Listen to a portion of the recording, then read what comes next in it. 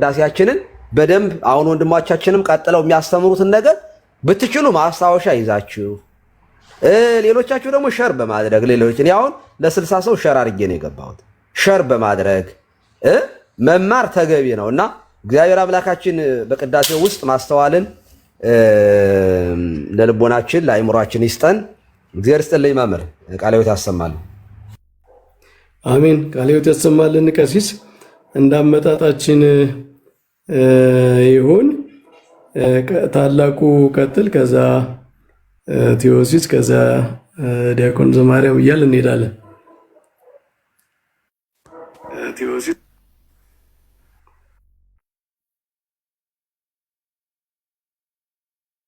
እሺ፣ እኔ አጭር ነገር ነው መናገር የምፈልገው። ለነገሩ አጭር ላይሆንም ይችላል። እሺ፣ ቃል ታሰማለን መምህራን። አንዴ እንትኑ ላይ ልሆን እንዲታያቸው እንዲያዩት ስለምፈልግ ነው ይሄንን ነገር። እሺ፣ ይሄ እንደምትመለከቱት ታበርናክል ነው፣ የብሉይ ኪዳን የድንኳኑ ስርዓት ነው። እና የሱን ስርዓት መነሻውን የምታገኙት ይሄው እዚህ ላይ ነው።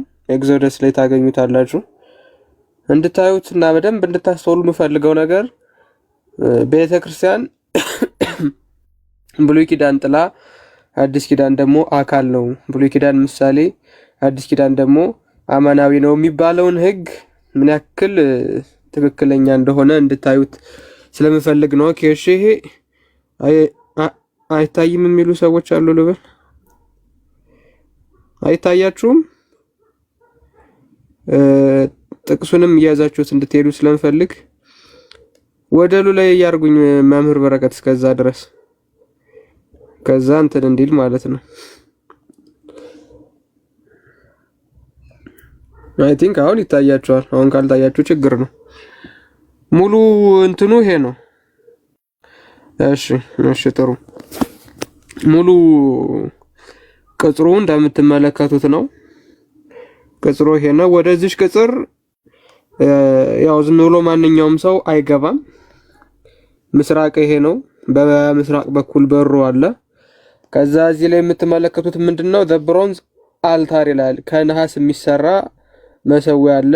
ይሄ ዝም ብሎ በየዕለቱ የሚያመጡትን ከአስራት በኩራት የሚገኘውን የሚያስቀምጡበት መሰዊያ ነው። ይሄ አልታር ማለት ነው። ከዛ ቀጥላችሁ ምን ታገኛላችሁ?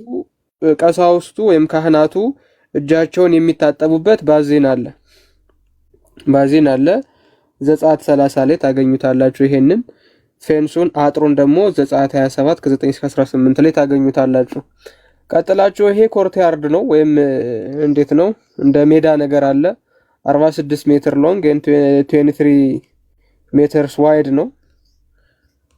ያ ማለት ፐርፌክት ሬክታንግል ነው ማለት ነው። ፎር ዘ ሶፊዩ ማተስ እንትን ለምትሉ ይሄ ጎልደን ቴብል ኦፍ ብሬድ አለ። ይሄው እዚህ ጋር ህብስቱ የሚቀመጥበት ማለት ነው።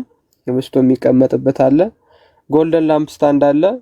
መቅረዝ የሚቀመጥበት the altar of incense አለ። ይሄ ካህኑ የሚያጥንበት የዕጣኑ ማስቀመጫ ማለት ነው ለብቻው ይሄው ከነ ጥቅሱ። ከዛ ከውስጥ ምን አለ ይላል? ታቦተ ጽዮን አለች። እናታችን ታቦተ ጽዮን አለች። ከዛ ቀጥሎ ምን አለ? ሆሊ ኦፍ ሆሊስ አለ። ሆሊ ኦፍ ሆሊስ ውስጥ ምን አለች? ታቦተ ጽዮን አለች ማለት ነው። ይሄ ታበርናክል የሚባለው ደግሞ ድንኳኑ ነው። ቅድስት የሚባለው ይሄ ነው። ከቅድስተ ቅዱሳኑ የሚለየው ምን ነበረ? መጋረጃ አለ። መጋረጃ አለ። ቅድስተ ቅዱሳኑን ከመቅደሱ የሚለየው መጋረጃ አለ። አሁን ይሄንን ስትመለከቱ ብዙዎቻችሁ መቼም ህሊናችሁ ቅዱስ ቤተክርስቲያን አሁን ያለችውን ቤተክርስቲያን እያሰበ እንደሆነ መገመት ይቻላል። ምክንያቱም እንደገባን የምናየው ይሄንኑ ስርዓት ስለሆነ ማለት ነው። አሁን በዚህ ነገር ውስጥ የምንመለከተው ምንድነው ካላችሁ ብዙ ጊዜ ፕሮቴስታንቶቹ ሰምታችኋቸው ከሆነ ክርስቶስ ስለኛ ያማልዳል ብለው ሲጠቅሱ ማስረጃ አድርገው ያመጡት ዕብራውያን ላይ ያለውንና ክርስቶስ ሊቀ ካህናታችን ነው የሚለውን መከራከሪያ ነው። ሊቀ ካህናት የአማላጅነት ስራ አይሰራም። ክህነት ስልጣን ነው። ስልጣን ስለሆነ የኃጢአት ስርየት ነው የሚሰጠው። አይደለም በሐዲስ ኪዳን ቀርቶ በብሉይ ኪዳን እንኳን የአማላጅነት ደረጃ ሳይሆን ያለው ምንድነው? ኃጢአት የማስተስረይ መስዋዕት የማቅረብ ነው ስራው። በቃ አለቀ። ክህነት ስልጣን ነው። ክህነት ስልጣን ስለሆነ ምልጃ እዛ አገልግሎቱ ውስጥ የለም። ያለው መስዋዕት ማቅረብ ነው። ኃጢአት ማስተስረይ ነው። አሁን በክርስቶስ ኬስ ስንመጣ ምንድነው ይሄ? መስዋዕት ብቻ ሳይሆን ሰዊም ነው። ሊቀ ካህናትም ብቻ ሳይሆን ምንም ነው ደግሞ መስዋዕቱም እሱ ራሱ ነው። አሁን መስዋዕት ምንድነው ስራው? ኃጢአት መሻር፣ ኃጢአት መደምሰስ። ሊቀ ካህናትስ ኃጢአትን የሚደመስሰውን መስዋዕት ማቅረብ። ስለዚህ በጸሎተ ዕጣንም ይሁን በሀዳፌ ነፍስም ይሁን በቤተ ክርስቲያን ስርዓት በየትኛው ውስጥ ካህኑ እግዚአብሔር ይፍታህ እያለ የሚናገረው ያ የስልጣን ንግግር ነው። የማማለድ ንግግር አይደለም። የስልጣን ንግግር ነው። በአዲስ ኪዳን ሳይቀር ማለት ነው። በአዲስ ኪዳን ሳይቀር። አሁን ይሄንን በደንብ ካያችሁት ይሄ ደግሞ ቲፒካል የኦርቶዶክስ ቤተክርስቲያን ዲዛይን ነው። ቲፒካል ማለት በቃ ብዙ ጊዜ የሚኖረው እንደዚህ አይነት ዲዛይን ነው። ልክ እዚህ ላይ እንዳያችሁት መግቢያው ምኑ ቅድስቱ እንዳለ የታቦቱ መቀመጫ ሁሉ ነገር እንዳለ እዚህ ላይም ስትመጡ ተመሳሳይ ነገር ታገኛላችሁ። ቅድስተ ቅዱሳኑን በመጋረጃ እንደሚለየው ይሄው ቅድስተ ቅዱሳኑ በእንትን ይለያል። ይሄው ታቦቱ እዚህ ላይ ያለ 5 6 7 ሄዳችሁ ብትመለከቱ ሌጀንዱ ላይ ኦኬ ፕሮፌሽናል ክሮስ አለ፣ ካንደለብር አለ፣ ታበርናክል አለ፣ ጎስፔል ቡክ አለ፣ ሰንሰር አለ። በቃ እንዳለ ይሄንን አካል ነስቶ ማለት ነው። ይሄንኛው ማለት ይሄ የፍየልና ደም መስዋዕት ነበር የሚቀርብበት፣ ይሄንኛው ደግሞ አማናዊ መለኮት የተዋሃደው ደም ይቀርብበታል ማለት ነው። ይሄንኛው ጥላ ነው፣ ይሄንኛው አካል ነው። ይሄንኛው ምሳሌ ነው፣ ይሄንኛው ምሳሌው ተፈጽሞ ነው። ይሄንኛው ፕላን ነው፣ ይሄንኛው ደግሞ ትክክለኛ ቤቱ ነው ማለት ነው። ይሄንኛው ደግሞ ትክክለኛ ቤቱ ነው። ስለዚህ አሁን ቅዳሴ ላይ ስንገኝ ከመላእክት ስርዓት ነው ራሱ የምንሳተፈው። ቅዳሴ ላይ ስንሳተፍ ከመላእክት ስርዓት ነው የምንሳተፈው። ለዛ አሁን ጸሎተ ዕጣን ቅድም እንዲያቆንም ሲያነቡ አማርኛውን በደንብ ከሰማችሁት ኃጢአት ማስተስረይ የሚሉ ቃላት በጣም ይደጋገማሉ። ይሄ በጣም ከምልጃ ጋር አይምታታባችሁ። ክርስቶስ ሊቀ ካህናት ነው ማለት አማላጅ ነው ማለት ሊሆን አይችልም በምንም ተአምር ማለት ነው። ክርስቶስ መስዋዕት ራሱ ነው ማለት አማላጅ ነው ሊሆን አይችልም በምንም ተአምር ማለት ነው። ወደ ነገረ ክርስቶስ እንዳልወስድባችሁ ቅዳሴው ላይ ልመለስና ወደ ቅዳሴው ምስጢር ስንገባ ባለፈውም የተነጋገርን ይመስለኛል እዚሁ ቤት የመላእክት ስርዓት ነው ስንል ኢቭን ከመላእክት እንኳን እንለያለን እኛ። ለምን? ቅዱሳን መላእክቱ ሁሉ በቅዱስ ምስጢሩ ወይም በቅዱስ ቁርባን ምስጢር ማለት ነው ይደነቁበታል፣ ይመሰጡበታል። ሊቀበሉት ግን አይችሉም። እኛ ልክ እንደ መላእክቱ በእነሱ ደረጃም ባይሆን እንግዲህ እንመሰጥበታለን። አንድ አባ ኃይለ ሚካኤል የሚባሉ ካህን ነበሩና መነኩሴ ናቸው። ቅዳሴ መቀደስ ሁሉ ተከልክለው ነበር፣ እያለቀሱ ማለት ነው። ማልቀስ ከጀመሩ ጭራሽ ነው የማያቆሙት ሰውየው። በቃ አንዴ አሁን አሃዱ ሲሉ ከጀመሩ በቃ እስከ መጨረሻው ድረስ ምንም ማቆም ይሳናቸዋል። እና በቃ እርሶ ቅዳሴ ባይገቡ መጨረሻ ላይ ቢያሳርጉ ይሻላል ተብለው ተቀመጡ ማለት ነው። ሽማግሌ ናቸው እና በዛ ደረጃ ተመስጠውበት አይደለም የሚቀሩ ሰዎች ማለት ነው። እኛ እንቀበለዋለን። ያ ማለት ከምስጢሩ ተሳታፊ ነን ማለት ነው።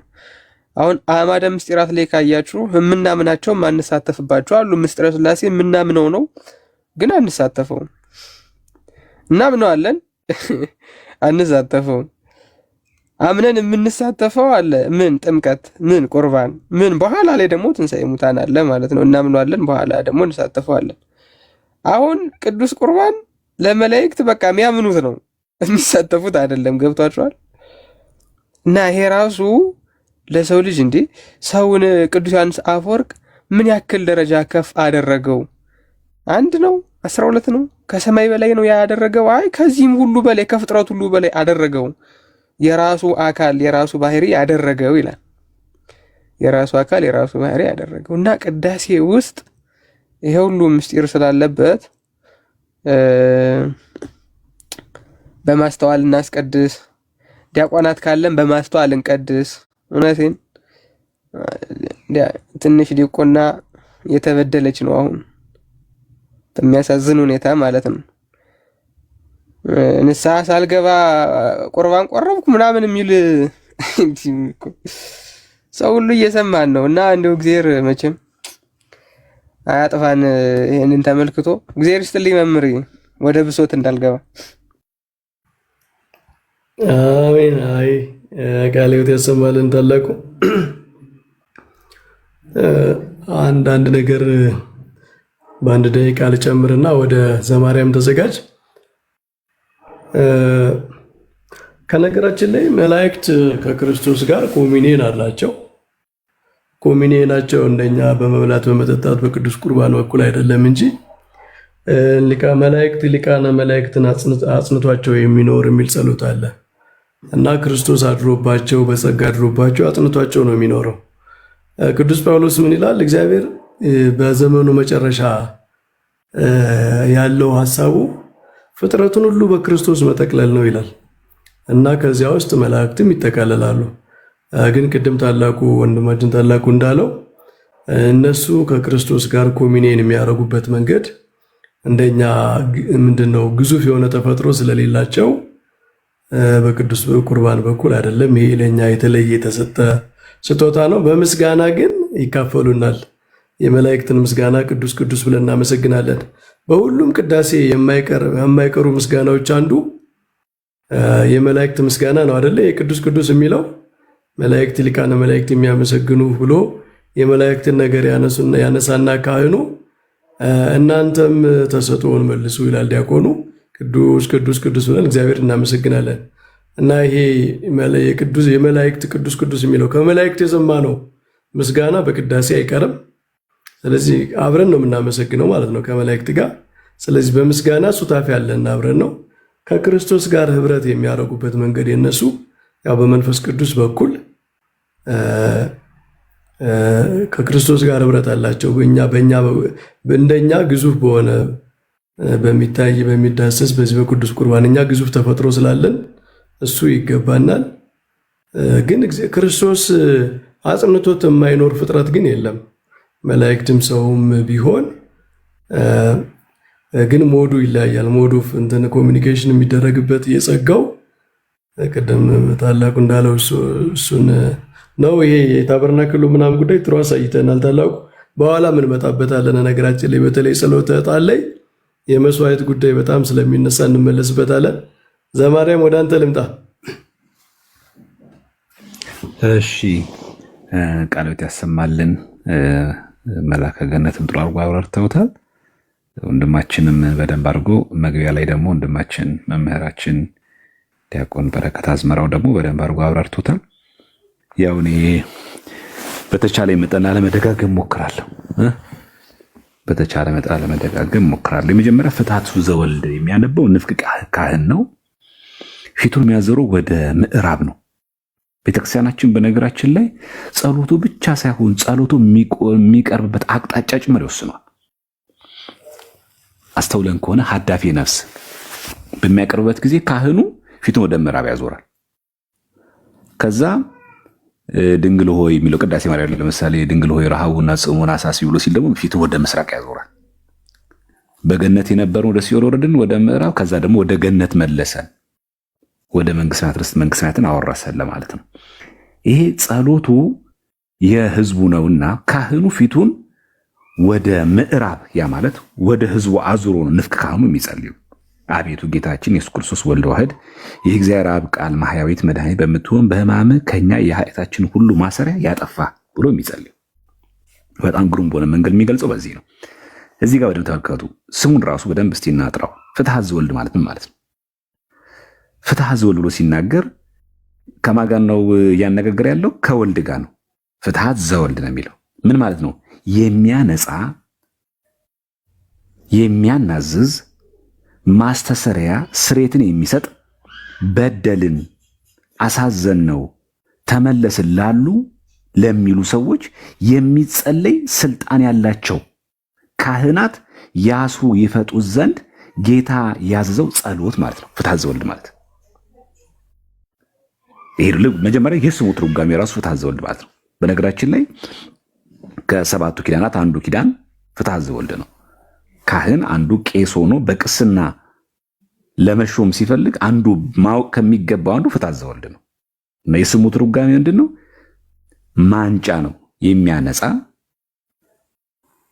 የሚያናዝዝ፣ በድያለሁ አሳዝኛለሁ ብለን እግዚአብሔር ዘንድ የምናዝንበት፣ ወደሱ የምንናዝዝበት፣ በደላችን የምናምንበት፣ ማስተሰሪያ ስርየትን የሚሰጥ በድለናል ተመለስን ላሉ ሰዎች፣ እንዲህ ብለው ለሚያዝኑ ሰዎች፣ ተአምነው ኃጣው ኖሯቸው ኃጢአታቸውን አምነው ወደ እግዚአብሔር ለሚመለሱ ሰዎች የሚጸለይ በመና አይደለም፣ ስልጣን ያላቸው ካህናት የሚጸልዩ ጸሎት ማለት ነው። ይህን የተናገሩት ሐዋርያት ናቸው። አንዱ ደግሞ ሊቃውንት ናቸው የሚሉ አሉ። ሌሎቹ ሊቃውንቶቻችን ደግሞ ባስልዮስ ዘቂሳርያ እንደደረሰው ይናገራሉ። እና ምን ይላል እዛች ናይ በደንብ ካስተዋልናት አንድ ግሩም የሆነች ቃል አለች። ምን የምትል የአብ ቃል ካለ በኋላ ማህያዊት መድኃኒት በምትሆን ቅድምናውን ነገረን። ምን ብሎ? ኢየሱስ ክርስቶስ ወልድ ዋሕድ ብሎ ጴጥሮስ የመሰከረውን ምስክርነት ከእግዚአብሔር አብ የተገኘ የሰማይ አባት የገለጠልህ እንዳለው ማህያዊት መድኃኒት የምትሆን ምን ህማሙ ምን ተባለች? ማህያዊት ናት፣ መድኃኒት ናት። የኛ አንድምታ በጣም ጥሩ አድርጎ ሲገልጸው እንደሆነ የገለጿት በጣም የኛ ግሩማን የሆኑ ሊቃውንት ሕይወት መድኃኒት በምትሆን በመከራ በኃጢአታችን የመጣውን ፍዳ ያጠፋሃልን። በዚህ አጋጣሚ ኦርቶዶክስ ቤተክርስቲያን ክርስቶስ አድኖኛ ብላ እኮ አትናገር ለሚሉ ሰዎች እንዲህ መናገር ያቀራቸዋል፣ ይከብዳቸዋል። ይህ እኮ እኛ እኮ ፍትሐ ዘወልድ ላይ እኮ ያለ እኮ ቅዳሴ ባለ ቁጥር የማይስታጎል ነገር ቢኖር ይሄ እንደው መታወር በጣም አደገኛ ነገር መሆኑን እንረዳለን። በዚህ ነው እንደዛ ማለት እኮ አይደለም። ከምንድን ሄዳን ነው ሕይወት መድኃኒት አይቱ ማህያዊት አይደል የሚለው ቃሉ? ማህያዊት መድኃኒት በምትሆን በሕማምህ ነው አይደል የሚለው? ከኛ የኃጢአታችንን ሁሉ ማሰሪያ ያጠፋ ምን ማለታችን ነው? ሕይወት የምትሆን ሕማሙ እነዚህኑ ሞታ ከምን ብለን እናገር የለም ወትንሳኤ ቅድስ እንል የለም። ሕይወት መድኃኒት በምትሆን በመከራ ሕማምህ ያለው ያችን በኃጢአታችን የመጣውን በእኛ ኃጢአት ነው የመጣው ፍዳ ያጠፋህልን። ያቃልልክልን እኮ አይደለም፣ የቀነስክልን አይደለም፣ ሚኒማይዝ ያረከው አይደለም፣ ያጠፋህልን። ኦርቶዶክስ ቤተክርስቲያን ስለ ድህነት ያላትን በዚህ አጋጣሚ ስሙን ጠርታ ምን ብላ? አቤቱ ጌታችን ኢየሱስ ክርስቶስ ወልድ ዋሕድ የእግዚአብሔር አብ ቃል ማህያዊት መድኃኒት በምትሆን በሕማምህ ነው የሚለው። ድህነት ካሳ ማለት ከዚህ ይጀምራል። ቤተክርስቲያን ምስክርነቷ ይሄ ነው። ከዛ ምን አደረገ? ንጹሐን ለሆኑ ለማ በሚሆኑ ደቀ መዛሙርት በንጹሐን አገልጋዮች ፊት እፍ ያልህባቸው መንፈስ ቅዱስን ተቀበሉ። ይህን አባ ጊዮርጊስ ዘገዝጫ መጽሐፍ ሚስጥር ሲያመሰጥር መንፈስ ቅዱስ በሱም ዘንድ ህልው እንደሆነ ለማሳየት እፍ አለባቸው ሐዋርያት ላይ። አይ መንፈስ ቅዱስ እኮ ህልውና የለውም ደግሞ እንዳንል ደግሞ በጽርሐ አርያም ሐዋርያት ተሰበሰቡበት መንፈስ ቅዱስ በእሳት ላንቃ ወረደላቸው ይላል አባ ጊዮርጊስ ዘገዝጫ መጽሐፍ ሚስጥር ላይ። መንፈስ ቅዱስ በአብም በወልድም መንፈስ ቅዱስም ህልው ነው። እንግዲህ በእኔ አብ እንዳለ አብን በእኔ እንዳለ እመኑ እንዳለው መንፈስ ቅዱስ በአብም በወልድም ህልው ነው። ስለዚህ በወልድ ህልው እንደሆነ ለማሳየት እፍ አለባቸው። አይ እፍ አለበት እንጂ ራሱን የቻለ ደግሞ አካል አይደለም። መንፈስ ቅዱስ እግዚአብሔር አይደለም፣ ራሱን የቻለ አካላዊ ነው አይደለም እንዳንል ከአካልነት ከሶስቱ አካላት አንዱ አይደለም ብለን ሕጸጽ ውስጥ እንዳንገባ ክደት ውስጥ እንዳንገባ ለመጠበቅ ሚላል ደግሞ እኔ ካልሄድኩኝ አጽናኛው ይመጣላችሁ በማለት ኃይልን እስክትለብሱ በኢየሩሳሌም ቆዩ እያለ አካላዊ መሆኑን ነገረን ማለት ነው። እፍ ያልክባቸው ምን መንፈስ ቅዱስን ተቀበሉ። ለምን? ይቅር ያላላችኋቸው ኃጢአታቸው ይቀርላቸዋል፣ ይቅር ላላላችኋቸው ደግሞ ኃጢአታቸው አይቀር ያልካቸው ካለ በኋላ ምን ይላል? አሁንም በክብርት ቤተክርስቲያን ሁልጊዜ የክህነትን ስራ ለሚሰሩ። በጣም የሚገርም ምን አይነት ስራ ነው ይሄ? የትኛው ሚስጥር የሚፈጽመው በክህነት ስራ ነው። በጣም የሚገርም ይሄ ብቻ አይደለም። የክህነት ስራ ታላቅነቱ በቤተክርስቲያን መፈጸሙ ብቻ ሳይሆን የሚያሳየው ምን የሚል ቃል አላጠገቡ? ለንጹሐን አገልጋዮችህ። በዚህ አጋጣሚ ካህናት ንጹሐን መሆን አለባቸው። አቤቱ አንተ ክህነትን ሰጠ። በጣም ከባድ ነው ክህነት። ተመልከቱ ቃሉ እኮ እንደው ስልጣነ ክህነት የሰጣችሁ ብሎች አይቆምም። በክብርት ቤተክርስቲያን አንደኛ ክህነት ሰጪ ቤተክርስቲያን ናት። የበላይ ኃላፊዋ እሷ ናት። ፓትርያርክ ብፁዕ ወቅዱስ አቡነ ማትያስን ያበቃች ቤተክርስቲያን ናት። ከ40 ቀናቸው ከማጥመቅ አንስታ አስተምራ ፊደል ድቁና፣ ከዛ ቀጥል አመንኩሳ ጵጵስና ሰጥታ ከዛ መርጣ ፓትርያርክ ያደረገች ቤተክርስቲያን ናት። ቤተክርስቲያን ጳጳሳትን ካህናትን ታስገኛለች እንጂ ካህናት ቤተክርስቲያን አያስገኟትም። ቤተክርስቲያን ካህናትን ታስገኛለች። ከዛም እንደሚለው ሁልጊዜ የክህነትን ስራ ለምን ሁልጊዜ ያለው የኛ መተርጉማን ሁልጊዜ የሚለው በጣም አንጽመታው ሲናገሩም እንደሚሉት እስከ ዓለም ፍጻሜ ድረስ የክህነትን ስራ ምን ለማለት ነው? እሱ ሊቀ ካህናት ነው። ለምን የክህነትን ስራ የሚሰሩ ለካህናት ለምን ሰጠ? እሱ የባህሪው ነው። የሱ ሊቀ ካህንነት የሱ ሊቀ ካህናት ነው ስለ ኢየሱስ ክርስቶስን ኢየሱስ ክርስቶስ ካህን ነው ብለን ስለናገር የባህሪ ነው። ከማንም ያልተሰጠው ማንም ያልነሳው ማንም የማይነሳው ከማንም ያልተቀበለ የባህሪ ገንዘቡ ነው። እሱ ራሱ መስዋዕት፣ እሱ መስዋዕት ተቀባይ፣ እሱ ራሱ ደግሞ መስዋዕት ተቀባይ፣ አሳራጊ ተቀባይም መስዋዕትም ጭምር ሆኖ አቅራቢ ራሱ ነው፣ ተቀባይም ራሱ ነው፣ መስዋዕቱም ራሱ ነው። ለሊሁ መስዋዕት ራሱ መስዋዕት ነው፣ ራሱ ደግሞ ተቀባይ ነው፣ ራሱ ደግሞ አቅራቢ ነው። የባህሪ የሆነውን በጸጋ ተቀብለው በዚህ ዓለም ያስተሰርዩ ዘንድ በቤተ ክርስቲያን ለሚያገለግሉ ካህናት ምን ጸጎ ከኩሎ ጊዜ ሁልጊዜ ይላል። ለምን ሁልጊዜ? ስልጣነ ክህነት የሰጠህ አንተ ነህ። ምን ማለት ነው? እስከ ምጽአት ድረስ አይቋረጥማ። እስከ ዕለት ድረስ ምጽአት አይቋረጥም። በዚህ አጋጣሚ ካህን አያስፈልገንም፣ ጳጳስ አያስፈልገንም፣ ሲኖዶስ አያስፈልገንም ብለን የምንቃወም ለዚህ ነው። በነገራችን አደገኛ ስለሆነ መልእክቱ። ምክንያቱም ቃሏን በደንብ ላስተዋለ ሰው ምን የምትል ቃላለች መጨረሻ ላይ ፍትሐ ዞርን ሲናገር አሁንም በክብርት ቤተክርስቲያን ሁልጊዜ የክህነትን ስራ ለሚሰሩ ንጹሐን አገልጋዮች አቤቱ ክህነትን ሰጠህ ካለ በኋላ በምድር ላይ ኃጢአትን ይቅሩ ዘንድ ያስሩ ዘንድ የበደል ማሰሪያ ሁሉ ይፈቱ ዘንድ ምን ጊዜ ነው የሚለው? ሁልጊዜ የክህነትን ስራ ለሚሰሩ እስቲልና አሁንም አለ፣ ነገም ሁልጊዜ ነው። እስኬት እስከ ዕለተ ምጽአት ድረስ የክህነት አገልግሎት አይቋረጥም። ያለ ክህነት የሚፈጸም ሚስጥራት ስለሌሉ ማለት ለሌሎቹ እድል ለመስጠት እንጂ በጣም ጉዳዩ ያናግራል። እግዚአብሔር ያክብርልኝ። ቃለ ሕይወት ያሰማልን ወንድማችን ዘማርያም። በጣም ጥሩ ጥሩ ነገሮች ነው ያነሳው።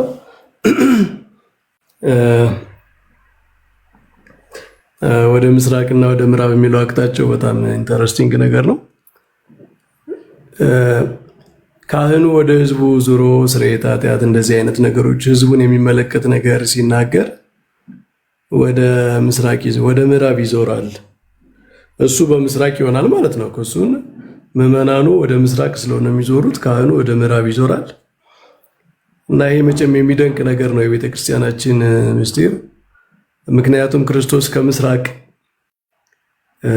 ፀሐይ ጽድቅ ስለተባለ የእውነት ፀሐይ የጽድቅ ፀሐይ ይወጣላቸዋል ተብሎ በፀሐይ ተመስሎ ስለተነገረለት ክርስቶስን የምንጠብቀው ከምስራቅ ነው። ለዛ ነው ከጥንት ዘመን ጀምሮ ገና ከሐዋርያት ዘመን ጀምሮ ክርስቲያኖች ወደ ምስራቅ እየዞሩ ይጸልዩ የነበሩት ክርስቶስን ፀሐይ ሲሉት ነው። ፀሐይ ጽድቅ የእውነት ፀሐይ ስለተባለና እንግዲህ ካህኑን እኮ ምዕመናኑ የሚያዩት ከምስራቅ ወደ ምዕራብ ዙሮ ነው፣ በክርስቶስ አመጣጥ አቅጣጫ ማለት ነው። ክርስቶስ ከምስራቅ እሱም ተናግሯል በወንጌል ከመእንተ መብረቅ ዘይወጽእ እምጽባ ብሎ ተናግሯል። በምስራቅ ወጥቶ እስከ ምዕራብ እንደሚታይ መብረቅ የሰው ልጅ አመጣጡ እንደዛ ነው ብሎ በወንጌል ተናግሯል።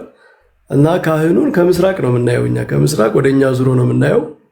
እኛ ደግሞ ወደ ምስራቅ ዙረን ወደ ካህኑ ነው እና የክርስቶስን ምጽአት የክርስቶስን ነገር የምንጠብቅ መሆኑን የሚያሳይ ምስጢር ነው። እንኳን አነሳው ዘማርያም አልፈነው ነበረ። በጣም ጥልቅ ነገር ነው። አረጋ አለህ?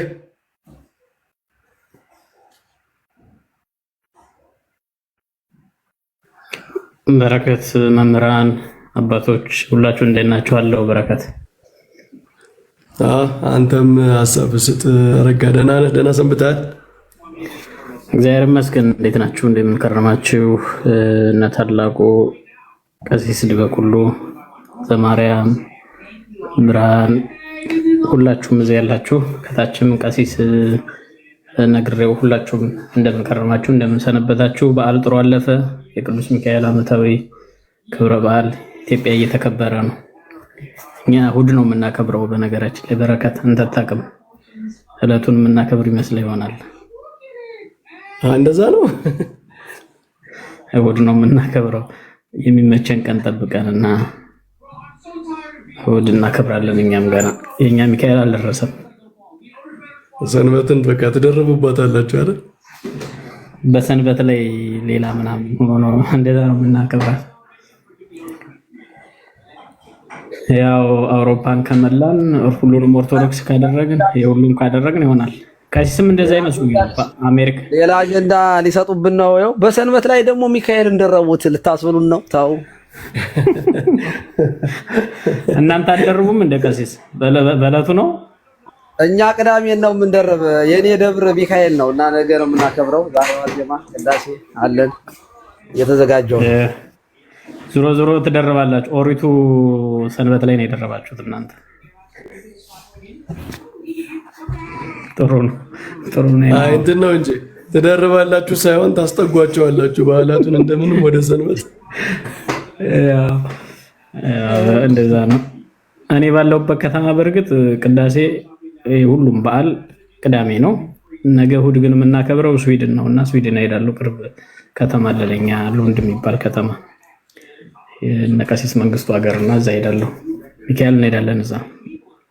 ለማንኛውም የተነሳውን ቶፒክ ዘግይቼን የገባሁት በጣም ደስ የሚል ትምህርት ነው የሰማሁት። ታላቁም ያነሳው የኦሪቱ የታበርናከሉ የቤተ መቅደሱ አሰራር፣ የታቦቱ የንዋያተ ቅድሳቱ መቀመጫ፣ ከዛ ደግሞ ዘማርያም ያነሳው የካህኑ የዲያቆናቱ የህዝቡ አቋቋም በጣም አስደናቂ ነው። መቼስ የቤተክርስቲያን ስርዓት ጉዳይ ሁሉም ነገር ላስተዋለው ቅዳሴያችን ስርዓታችን በጣም የሚያስገርም ነው። ባይዘው ከመስጦ ሁሉንም ባለፈው እንዳልነው የምናዜመውንም የምናደርገውንም እንቅስቃሴያችን እንዴት አይነት ስርዓት እንደተሰራ እኔ በጣም ነው የምደነቀው። ሁሉ ጊዜ ይሄን ነገር ሳስብ ጥንቅቅ ብሎ የተሰራ ስርዓት ነው ያለን ቤተክርስቲያን። አሁን ያው መቼም ቤተ መቅደሱም ምኑም አንዳንድ ባያያዙ ጉዳዮች የማይሆን ነገር ስናይ እንቅስቃሴውም ወረቡ ምኑም ስናይ የምንቆጣው እኮ በትንሹም ቢሆን ያ ነገር በቃ የአባቶቻችን ትውፊቱ ስርዓቱ ዝም ብሎ ለመስራት ተብሎ የተሰራ ስላልሆነ ነው። ታላቅ ምስጢር ስለሚፋለስም ነው። በነገራችን ላይ ዝም ብሎ በምዕራብ መቆም ያለበት ዲያቆን በምስራቅ መቆም ያለበት ዲያቆን በምዕራብ በሰሜን ሊቆም አይችልም። አቅጣጫውን ቀይሮ የንፍቁ ዲያቆን የዋናው ዲያቆን መቆሚያ ቦታ አላቸው። የካህናቱም እንደዚህ ቤተ መቅደስ ውስጥ ቅኔ ማህሌቱ ቤት በኩል እንዳለው ዝም ብሎ በዘፈቀደ አይቀመጥም። ቦታ ስላለ ስፔስ በቃ በዚህ በሰሜን በኩል ማህሌቱን እናደርገው አይባልም። መግቢያውም ጭምር ግቢውም የበሩ በር ዝም ብሎ አይገጠምም። ለቤተ ክርስቲያን አቅጣጫ ተለክቶለት በደንብ ታስቦበት ነው። ቤተልሔም በምዕራብ አታስቀምጠውም፣ በምስራቅ ነው እና ከህብስቱ ዝግጅት ጀምሮ ራሱ አቅጣጫ አለው። በምዕራብ በኩል ተዘጋጅቶ አይገባም። አይሁ በምስራቅ ነው። ከቤተ ክርስቲያኑ ከምስራቅ በኩል ነው ቤተልሔሙ ራሱ ነው እና በጣም አስደናቂ ስርዓት ነው ያላት የኢትዮጵያ ቤተክርስቲያን። በተለይ ደግሞ ጥንቅቅ ያለች ነች። አሁን ለምሳሌ ካቶሊኮቹ ቤተልሔማቸውም እዛው ትልቅ ቤተክርስቲያን ካቴድራል ስለሚኖራቸው ውስጥ ሊያደርጉ ይችላሉ። እነሱም ቢሆን ስርዓት አይጠነቀቁም ለማለት አልችልም። ማለት ስርዓታቸውን ስላለጠነው ማጥናት ያስፈልጋል። ልጅ ማድረግ አልፈልግም። ግን እኔ የምናውቀውን እኛን የኢትዮጵያ ቤተክርስቲያንን መናገር እንችላለን። የኢትዮጵያ ኦርቶዶክስ ተዋሕዶ ቤተክርስቲያን ስርዓቷ በጣም የሚያስደንቅ፣ ስርዓቷን ብቻ ማጥናት በእውነት ረጅም ዓመታት የሚፈጅ ነው። ሊተርጂ የሚባለው እኮ ትምህርት አንዱ የሚያጠናው ይህንን መሰል ስርዓት ነው እና ይህን መሰል ስርዓት መጣስን ነው እንግዲህ አንዳንዶች ዶግማ አይደለም ምናምን እያሉ ሊያቀሉት የሚሞክሩት። ኢንፋክት ስርዓት ዶግማ ነው። ምክንያቱም እዚህ ውስጥ በጣም ብዙ ምስጢር ስላለው ማለት ነው። ሃይማኖት የሚባለው ሁሉ ነገር አንድ ላይ ተሰናስሎ ነው። ነገረ ድነታችን ለነገረ ድነት አስተዋጽኦ የማያደርግ ነገር የለም እንደምንለው ማለት ነው።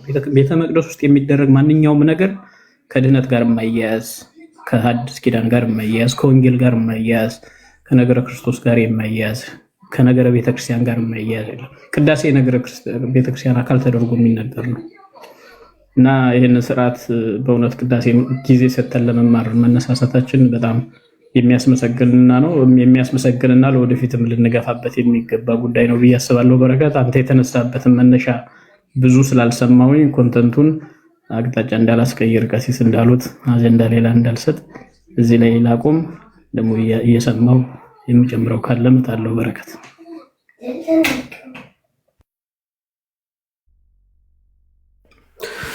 ቃለ ሕይወት ያሰማልን መምህር አረጋ። ወደ ሁለተኛው ክፍል ብንሄድ ይቻላል። የተሰጡት ጉዳዮች አይ ቲንክ አሁን በጣም ባላለው ኦዲየንስ በቂ ይመስሉኛል። ብዙ ዝርዝር ነገር ተሰጥቷል። ጊዜያችንም ለመቆጠብ ወደ ሁለተኛው በተለይ ብዙ የሚያነጋግረን ያኛው የመስዋዕቱ ስራ ስላለው ይሄ ጸሎተ ዕጣኑ ይመስለኛልና ወደ እሱ ብንሄድ ምን ይመስላችኋል? ደግሞ አንድ 10 ደቂቃ እኔ እወስዳለሁ። ከዚያው ወደ ሐሳብ እንመለሳለን። ጥሩ ነው። ይቀጥሉ መምህር። እሺ ቀሲስ መጀመሪያ ጸሎቱን አነባዋለሁ። በመጀመሪያ ቅድም ያሉት ከዚህ ከጸሎተ ዕጣን በፊት ንስግድ የሚለው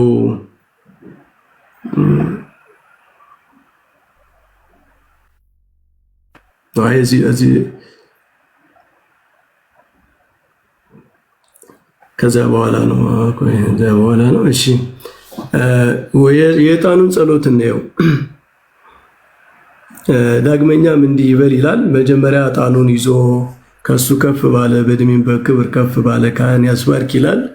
ዕጣኑን መስዋዕቱን ከማቅረቡ በፊት ቡራኬ ያለው ስርዓት አለው ቤተ መቅደስ ውስጥ እና ጸሎቱ ምን ይላል? እግዚአብሔር አምላኬ ሆይ እለምንሃለሁ፣ እማልድሃለሁ የወዳጅህን የአቤልን ቁርባን የሄኖክንና የኖህን የአብርሃምን መስዋዕት የአሮንና የሳሙኤልን የዘካርያስንም ዕጣን እንደወደድክ እንዲሁ ይህን ንጹሕ ዕጣን ከኔ ተቀበል። በጎ መዓዛ እንዳለው ሽቶ ለኃጢአቴ ማስተስሪያ ሊሆን የሕዝብንም ሁሉ ኃጢአት ይቅር በል። አንተ ብሩክ ነህና ለአንተ ምስጋና ይገባል። ከአንድ ልጅህ ጋራ ማያዊ ከሚሆን መንፈስ ቅዱስም ጋራ ዛሬም ዘወትር ለዘላለሙ አሜን ይላል። ከዚያ ይቀጥላል ደግሞ እግዚአብሔር አብ፣ እግዚአብሔር ወልድ፣ እግዚአብሔር መንፈስ ቅዱስ ይህን ንጹሕ ዕጣን፣ ይህን መብራት፣ ይህንን መስዋዕት፣ ይህን ጸሎት ተቀበል ይላል። አብ ወልድ መንፈስ ቅዱስን ጠርቶ ተቀበል ነው የሚለው። አንድነት ሶስትነት አለበት። ስለዚህ መስዋዕት የሚቀበል አብ ወልድ መንፈስ ቅዱስ ነው። መስዋዕት ለሥላሴ የሚቀርብ ነገር እንደሆነ ያሳያል። አምላክን የወለደች እመቤታችን ማርያም ይህን ዕጣናችንን፣ ይህን ጸሎታችንን፣ ይህን መብራታችን፣ ይህን መስዋዕታችን አሳርጊ ይላል። ይህን እንመጣበታለን ምን ማለት እንደሆነ። አቤቱ ይህን ንጹሕ ዕጣንና ቁርባን የኃጢአቴ የበደሌ የሕዝቡን ኃጢአት ማስተስሪያ ሊሆን ተቀበል። ዕጣኑን ባርኮ ያግባ እንዲህ እያለ ይላል። ሁሉን የያዘ እግዚአብሔር አብ ብሩክ ነው ይላል። ብሩክ እግዚአብሔር አብ አዜ ኩሉ። ንፍቁ ካህን እኛን ለማዳን ከቅድስት ድንግል እመቤታችን ማርያም የተወለደ ወልድ ዋሕድ ጌታችን ኢየሱስ ክርስቶስ ብሩክ ነው ይላል። ካህኑ ደግሞ መልሶ ሁላችን የሚያጸና መንፈስ ቅዱስ ብሩክ ነው። ልዩ ሶስት ለሚሆኑ ለአብ ለወልድ ለመንፈስ ቅዱስ ምስጋና ክብር ይገባል፣ ዛሬም ዘወትርም ለዘላለሙ አሜን ይላል። በጊደር አምሳል ዕጣኑን አቀርብልሃለሁ። ከርቤና ቀናት ሰሊሞንም ከልብስህ ይገኛሉ። ጸሎቴ እንደ ዕጣን በፊት ተቀበል። ዳግመኛም ይህን ንጹሕ ዕጣን አቀርብልሃለሁ። የኃጢአቴና የበደሌ የሕዝቡ ኃጢአት ማስተስሪያ ሊሆን ይላል። አብ ወልድ መንፈስ ቅዱስ የቅዱስ ስም ምስጋና ብሩክ ምሉ ነውና ዛሬም ዘወትርም ለዘላለሙ አሜን ይላል። ከዛ ስብሐታተ መላእክት በአርያም የሚያመሰግኑት ምስጋና እንዲህ እያሉ ሃሌሉያ ለአብ፣ ሃሌሉያ ለወልድ፣ ሃሌሉያ ለመንፈስ ቅዱስ። ለአብ ምስጋና፣ ለወልድ ምስጋና፣ ለመንፈስ ቅዱስ ምስጋና ይገባል ይላል። ለአብ እንስገድ፣ ለወልድ እንስገድ፣ ለመንፈስ ቅዱስ እንስገድ። አንድ ቢሆኑ አንድ ሲሆኑ ሶስት ሲሆኑ አንድ ናቸው ይላል። ከዚያ ጸሎቱ ይቀጥላል። አሁንም የዕጣን ጸሎት የዘላለም አምላክ ሆይ ኦ አምላክ ዘላለም ቀዳሚ ወዳህሪ የሚለው ጸሎት ነው። የዘላለም አምላክ ሆይ ቀዳሚና ዳህራዊ የምትሆን ጥንት ፍጻሜ የሌለህ በጥበብህ ገናና በስራህም ኃያል በምክርህ አዋቂ በኃይልህ ጽኑ የምትሆን በሁሉ ያለ በሁሉ የሚኖር አቤቱ በዚህ ሰዓት ከኛ ጋር ኑር፣ በመካከላችን ቁም፣ ልቡናችንን አንጻ፣ ነፍሳችንና ስጋችን መንፈሳችንንም አክብር። በእውቀት ወይም ባለ እውቀት ከሰራነው ከኃጢአታችን አንጻን፣ ነባቢት መስዋዕትን ወደ ውስጠኛይቱ መጋረጃ የዘላለም ማደሪያ ወደምትሆን ወደ ቅድስተ ቅዱሳንም ውስጥ የምታገባ የበረከት መስዋዕትን ሰዋ ዘንድ ስጠን ይላል። ከዚያ ወደ ታቦቱ ይዞርና ሐዋርያት የሰበሰቧትን ከዳርቻ እስከ ዓለም ዳርቻ ያለች አንዲት ቅድስት ቤተክርስቲያንን ታስባት ዘንድ አቤቱ እንለምንሃለን እንማልድሃለን ይላል። ለቤተክርስቲያን ይጸልያል። ሲጸልይ ከአጽናፍ እስከ አጽናፍ ላለችው ቤተክርስቲያን ነው። ከዚያ ቀጥሎ ዲያቆኑ ሐዋርያት ስለሰበሰቧት በእግዚአብሔር ዘንድ የቀናች ስለሆነች ስለ አንዲት ቤተክርስቲያን ሰላም ጸልዩ ይላል። አቤቱ ክቡር ብፁዕ ቅዱስ ሊቀ ጳጳሳችን እያለ ጳጳሳቱን ለጳጳሳቱ አስበው እያለ ይጸልያል። የሞቱ ጳጳሳትም ካለ ያነሳቸዋል። ጠባቂ እንደሌለው መንጋ እንዳንሆን ነጣቂ ተኩላ እንዳይነጥቀን ከእኛ የተለዩና የወጡ ወገኖች እንዳይነቅፉን በመንበሩ ላይ በእርሱ ፈንታ ቸር ጠባቂ ያኖርልን ይላል። ሊቀ ጳጳሱ ከሞተ ማለት ነው፣ ካረፈ። እዚያ ስለ ሊቀ ጳጳሳችን ስለ አባ ገሌ እያለ ደግሞ ይጠራል። በሕይወት ላሉት ይጸልያል ማለት ነው። አቤቱ በቀናች ሃይማኖቱ ነው የሞቱትን ያረፉትን አባቶቻችን፣ ወንድሞቻችን፣ እህቶቻችን አስብ። አቤቱ አንድነታችን አስብ፣ ባርካቸው፣ ያለመከልከል ያለመቋረጥም ለአንተ የሆኑ ዘንድ ንት ክብርት ፈቃድህን ይሰሩ ዘንድ ስጣቸው። የጸሎት ቤትና የንጽህና ቤት የበረከትን ቤት አድርጋቸው። አቤቱ ለእኛ ለባሮች ይህን ስጠን፣ ከእኛም በኋላ ለሚመጡ እስከ ዘላለሙ ዘመን ስጥ ይላል። ስለ አንድነታችን መጠበቅን ለምን ጸልዩ በእንተ ማህበርነ ወቅበተ ለኩልነ ይላል ዲያቆኑ። ስለ ማህበራችን ስለ አንድነታችን ጸልዩ፣ ስለ ቤተ ክርስቲያን አንድነት ማለት ነው። አቤቱ አምላክ የተነስ ጠላቶች የሚበተኑ ይላል። የቤተ ክርስቲያንን አንድነት የሚያፈርሱ ጠላቶች ይበተኑ። ክቡር ምስጉን ስምህ የሚጠሉ ሰዎች ሁሉ ከፊትህ ይሽሹ። ወገኖች ግን ሁልጊዜ ፈቃድህን በሚሰሩ እልፍ አእላፋት እልፊት አእላፋት በሚሆኑ በመላእክት በረከት የተባረኩ ይሁኑ። በአንድ ልጅህ ከእርሱ ያለ ክብር ጽን ለአንተ ይገባል፣ ከእርሱ ጋራ ከመንፈስ ቅዱስ ጋራ ዛሬም ዘወትርም ለዘላለሙ አሜን ይላል። ይሄ ለአብ የሚቀርብ ጸሎት ነው። ግን በአንድ ልጅህ ከእርሱ ጋራ አንድ ልጅ ብሎ ወልድን ይጠራል። መጨረሻ ሲዘጋ ከመንፈስ ቅዱስም ጋራ ይላል። ስለዚህ በቤተ ክርስቲያን ጸሎቱ ወደ አብ የሚጸለይ ከሆነ በአንድ ልጅህ ከመንፈስ ቅዱስም ጋራ ተብሎ ሥላሴ ተጠቅሶ ነው የሚዘጋው። ለወልድ የሚቀርብ ከሆነ ምስለ አቡ ከኄር ሰማያዊ ወመንፈስ ከቅዱስ ማያዊ ቸር ከሚሆነ አባት ጋራ ከመንፈስ ቅዱስም ጋራ ተብሎ በዚህ አይነት ሥላሴያዊ በሆነ መንገድ ይጠቃለላል ማለት ነው። አንዳንድ ነገሮች ላንሳ በዚህ ጸሎት ላይ። በመጀመሪያ ተወከፍ ይላል፣ ተቀበል ይላል። ምንድነው ቤተክርስቲያን ለእግዚአብሔር ተቀበል እያለች የምታቀርበው መስዋዕት አላት። ይህንን በጥንት ዘመን ጀምሮ ከሐዋርያት ዘመን በፊት በብሉይ ኪዳን ዘመን ጀምሮ ዕጣን ለእግዚአብሔር መስዋዕት ሆኖ ይቀርብ ነበረ እና ምንድነው የዕጣን መስዋዕት? ፍጥረትን ለእግዚአብሔር መቀደሻ ነው። የጸሎት ምሳሌ ሆኖ ወደ እግዚአብሔር የሚያደርግና የእግዚአብሔርን ክብር የሚያሳይ ነው። እግዚአብሔር በብሉይ ኪዳን ሲታይ በጢስ በደመና ነው የሚታየው፣ ክብሩ የሚገለጠው ማለት ነው። ስለዚህ ዕጣኑ በቤተ መቅደስ ሞልቶ የእግዚአብሔርን ክብር ያሳያል እና ፍጥረት የእግዚአብሔር ክብር መገለጫ ሆኖ የሚቀርብበት ነው። የዕጣን መስዋዕት ከስነ ፍጥረት ከአንተ የሆነውን ለአንተ እናቀርባለን ይላል ቅዳሴያችን ላይ።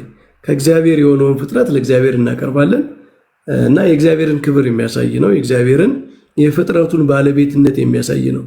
ይህንን ለመረዳት አንድ ኢንተረስቲንግ ነገር ላንሳ። ቅዱስ ሄሬኒዮስ በቅዱስ ቁርባን ህብስትና ወይኑ እነዚህ ኖስቲኮች በዘመኑ የነበሩት ግዙፉን ዓለም የፈጠረው እግዚአብሔር አይደለም፣ ግዙፉን ዓለም የፈጠረው ሌላ አምላክ ነው፣ ዝቅ ያለ አምላክ ነው። የጌታችን የመድኃኒታችን የኢየሱስ ክርስቶስ አባት ግን እሱ ግዙፉን ዓለም ማቴሪያል ወርልዱን አልፈጠረም የሚሉ ነበሩ። ማቴሪያሉ ዓለም በሌላ ዝቅ ባለ አምላክ ነው የተፈጠረው። ስፒሪቹዋሉ ወርልድ ነው መንፈሳዊው ዓለም ነው በልዑሉ አምላክ የተፈጠረ የሚል አስተምሮ ነበራቸው እና ያንን ሲያፈርስ ቅዱስ ኢሬኔዎስ ምን ይላል? ታዲያ ህብስትና ወይን እኮ ማቴሪያል ነው ማለት ግዙፍ ነው። ለእግዚአብሔር መስዋዕት አድርጋችሁ ለምን ታቀርባላችሁ? ያልፈጠረውን ነገር ነው እኮ እየሰጣችሁት ያላችሁት። አያችሁ፣ ሌላ አምላክ የፈጠረውን ነው መስዋዕት እያደረጋችሁ የምታቀርቡለት ብሎ ተከራክሯቸዋል። በቅዱስ ቁርባን መስዋዕት እንደሆነ ገና ከሐዋርያውያን አበው ከነ ቅዱስ ኢሬኔዎስ ጀምሮ እንደነበረ በዚህ ይታወቃል። መስዋዕት ዲዳኬም ሳክሪፋይስ ይለዋል። ከነገራችን ላይ መስዋዕት ይለዋል እና መስዋዕት ነው ከፍጥረት ቀዳሚያት from the first fruits of creation ነው የሚለው። ከፍጥረት ቀዳሚያት መርጠን ነው ከስንዴ ስንዴ፣ ከወይን ወይን፣ ከወይን ዘለላ የወይን ዘለላ። ዕጣን እንኳን ንጹህ ዕጣን ተመርጦ ነው ለእግዚአብሔር ለቤተ መቅደስ አገልግሎት የሚውል ከዕጣንም መዓዛው ከፍ ያለ ንጹህ የሆነ ዕጣን። ምክንያቱም ለእግዚአብሔር የሚቀርበው ለእግዚአብሔር መስዋዕቱ ነው የሚቀርበው ከሁሉም የተመረጠው በኩራቱ ነው የተመረጠው ነው። ስለዚህ ይህንን እናቀርባለን ማለት ነው። እግዚአብሔር ሲቀበለው በጣም ድንቅ ነገር ልንገራችሁ። እግዚአብሔር ሲቀበለው ሁሉንም በክርስቶስ ነው የሚቀበለው። ዕጣኑ እንኳን መስዋዕቱ ነው የሚቀርበው። ቀሲስ ቅድም ያሉት ታስታውሳላችሁ? አንቲ ውእቱ ማዕጠንት ዘወርቅ፣ እመቤታችንን ማዕጠንት ካላት በኋላ ምንድን ነው የሚለው? ብሩክ በቤተ መቅደስ ይዞ ሲወጣ የወርቅ ማዕጠንት አንቺ ነሽ ይልና በማዕጠንቱ ውስጥ ያለውን ፍምና ዕጣን ግን በማን ይመስለዋል? በክርስቶስ ይመስለዋል። እና በጎ መዓዛ ለእግዚአብሔር በጎ መዓዛ ከፍጥረት ስናቀርብ እግዚአብሔር ግን በዚያ መዓዛ ውስጥ የሚያሸተው የልጁን መስዋዕትነት ነው። ስለዚህ ነው ክርስቶስ በጎ መዓዛ ራስክን ለእግዚአብሔር በጎ መዓዛ አድርጎ ያቀረበ ዕጣን እሱ ነው ብለን በቅዳሴ ውስጥ የምናመሰግነው። ስለዚህ ቤተክርስቲያን ከፍጥረት ለእግዚአብሔር ከፍጥረታት መካከል በኩራቱን ወስዳ ለእግዚአብሔር መስዋዕት አድርጋ ታቀርባለች። ግን ያ መስዋዕት አልቲሜትሊ ፐርፌክት በሆነው መስዋዕት በክርስቶስ በኩል ነው ወደ እግዚአብሔር የሚያደርገው። ዕጣኑም፣ ቁርባኑም፣ ሁሉም ነገር መብራቱ፣ ሁሉም ነገር በቤተ ክርስቲያን የሚቀርበው ሁሉ በክርስቶስ ነው የሚቀርበው። በክርስቶስ ነው የሚቀርበው ማለት ህብስትና ወይኑ የክርስቶስ ስጋና ደሙ ነው የሚያደርገው ማለት ነው። እግዚአብሔር እንደውም እንደዛ አድርጎ መልሶ ለኛ ይሰጠናል። ሌላውም ነገር የክርስቶስ ምሳሌ ሆኖ ከክርስቶስ ጋር በምሳሌ በምልክት ተገናኝቶ ነው ወደ እግዚአብሔር የሚያደርገው ማለት ነው። በቤተ ክርስቲያን ሲምቦል ማለት በጣም ፓወርፉል ነገር ነው። ዝም ብሎ የሆነ ሚር ሲምቦል የሚባል ነገር የለም። ክርስቶስ ምሳሌ የሆነለት ነገር ሁሉ በእግዚአብሔር ዘንድ የተከበረ ነገር ነው፣ በሰውም ዘንድ የተከበረ ነው እና ይህ ዕጣኑ መስዋዕቱ ሁሉ በአጠቃላይ መጨረሻ ላይ አልቲሜትሊ በክርስቶስ ነው የሚያደርገው ማለት በቃ የመጨረሻው መስዋዕት ለእግዚአብሔር ከክርስቶስ በክርስቶስ ውስጥ ሆኖ ነው መስዋዕት ሁሉ የሚቀርበው ማለት ነው። መስዋዕት ሁሉ ሆኖ የሚቀርበው በክርስቶስ ነው። ለዛ ነው ክርስቶስ ግዙፉን ዓለም በስጋው በኩል ወስዶ መስዋዕት አድርጎ አቅርቦታል። ህብስትና ወይንን እንኳን የሱ ስጋና ደም አድርጎ መስዋዕት አድርጎታል። ስለዚህ ለእግዚአብሔር የሚቀርብ ነገር ሁሉ በክርስቶስ በኩል ነው የሚቀርበው። ለዛ ነው እያንዳንዱ በቤተ ክርስቲያን የሚቀርብ ነገር ከክርስቶስ ጋር በምሳሌ ብቻ ሳይሆን ቅዱስ ቁርባንን ደግሞ ስናይ በቃ በመለወጥ የክርስቶስ ስጋና ደም በሆነ ምስጢራዊ በሆነ መንገድ ከእርሱ ጋር ተያይዞ መስዋዕት ይሆናል። መስዋዕት ሲሆን ደግሞ የሚደጋግም አይደለም። ከክርስቶስ ጋር ይያያዛል ስንለው አንድ ጊዜ ከቀረበው መስዋዕት ጋር ነው፣ እየተደጋገመ የሚቀርብ አይደለም። አንድ ጊዜ በመስቀል ላይ የቀረበው ነገር ያ ሁልጊዜ ሕያው ሆኖ ሁሉም ነገር ከዚያ ጋር ሲተያይ፣ ከዚያ ጋር ሲገናኝ፣ ከዚያ ጋር ህብረት ሲኖረው፣ ከዚያ ጋር ሱታፌ ሲኖረው ለእግዚአብሔር ደስ የሚያሰኝ ይሆናል ማለት ነው። ስለዚህ ቅድስት ቤተክርስቲያናችን ከብሉይ ኪዳን ዘመን ጀምሮ ለእግዚአብሔር የሚቀርቡትን ዕጣን እንደዚህ የመሳሰሉ መስዋዕቶች ታቀርባለች። ግን መስዋዕቶቹ ከነ ሚስጥራቸው ከነ ፍጻሜያቸው ከክርስቶስ ጋር ሆነው ጋር ስንል ጎን ለጎን አይደለም። እሱን የሱ መስዋዕት መግለጫ ሆነው ነው የሚቀርቡት።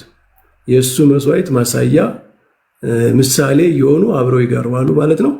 በዚያም ተቀባይነት ኃይል ያገኛሉ ማለት ነው። ለስርየተ ኃጢአት የሚለውን በዚህ ነው የምንገነዘበው። ዕጣን እንግዲህ ስርየተ ኃጢአት በክርስቶስ ደም በመስቀል ላይ በተደረገው ነው የሚገኘው። ስለዚህ እነዚህን ለኃጢአታችን ስርየት ተቀበልልን ሲል የክርስቶስን ሕማም፣ የክርስቶስን ሞት፣ የክርስቶስን መስዋዕት እያነሳ ነው ማለት ነው ካህኑ። እግዝእትነ ማርያም ያርጊ ጸሎተነ ይላል። እመቤታችን ድንግል ማርያም ጸሎታችንን እናሳርጊልን። ይሄ የጸሎት ሃይራርኪ አለ ነገራችን ላይ በሰማይ ራእየ ዮሐንስ ላይ አይታችሁ ከሆነ ጸሎት ዝም ብሎ ቀጥታ አይደለም የሚያደርገው። ጸሎት በቅዱሳን ጸሎት ኃይል እያገኘ ነው የሚያደርገው። ለዛ ነው በመልአኩ እጅ የቅዱሳንን ጸሎት በዕጣን አምሳል አሳረገ ይላል። የቅዱሳንን ጸሎት በዕጣን አምሳል አሳረጉት ይላል መላእክት ማለት ነው። እና የቅዱሳን ጸሎት ቀጥታ ወደ እግዚአብሔር ለምንድን ነው የማይሄድ? በመላእክት እጅ ለምን ገባ? አካል በሰማይ ያሉ ቅዱሳን መላእክት ጸሎታችን ላይ ኃይል ይጨምሩበታል። ምክንያቱም እነሱ ለእግዚአብሔር በጣም የቀረቡ ስለሆኑ የጸሎታቸው ኃይልን በዚያ ልክ ነው። እና በቅዱሳን ጸሎት ይታገዛል ጸሎታችን ነው። እና ድንግል ማርያም ደግሞ ከዚያ ሃይራርኪ ላይ የመጨረሻዋ ነች። እና ለዚያ ነው ይህንን ሃይራርኪ ለማሳየት ነው አሳርጊልን የሚለው።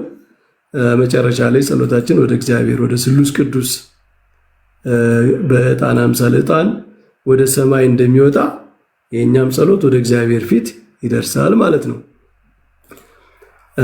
ዶክሶሎጂ ኦፍ ክሪኤሽን አለው። ስነ ፍጥረትን ያነሳል። የቀደሙ አባቶችን መስዋዕት ያነሳል እና አቤል ጀምሮ እና እግዚአብሔር ከጥንት ዘመን ጀምሮ መስዋዕትን የሚቀበል የሚወድ በበጎ ሕሊና በደግ አእምሮ የተቀረቡ መስዋዕቶችን ሁሉ ሲቀበል የኖረ እንደሆነ ያሳያል።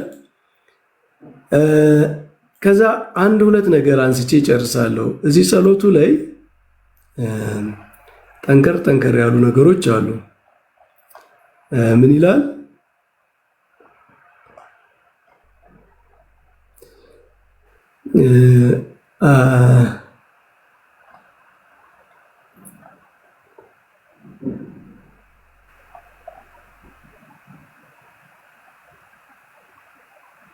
ሀበነ ንሱ በቅድሜ ከመስዋዕተ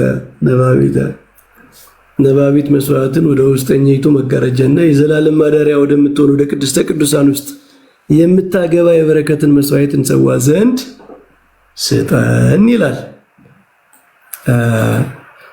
እንሰዋ ዘንድ ማለት ያው የጌታችን የሰዋውን መስዋዕት አናምኔሲሱን ምልክቱን ማድረግ ነው እንጂ ክርስቶስ በየቀኑ የሚሰዋ ሆኖ አይደለም።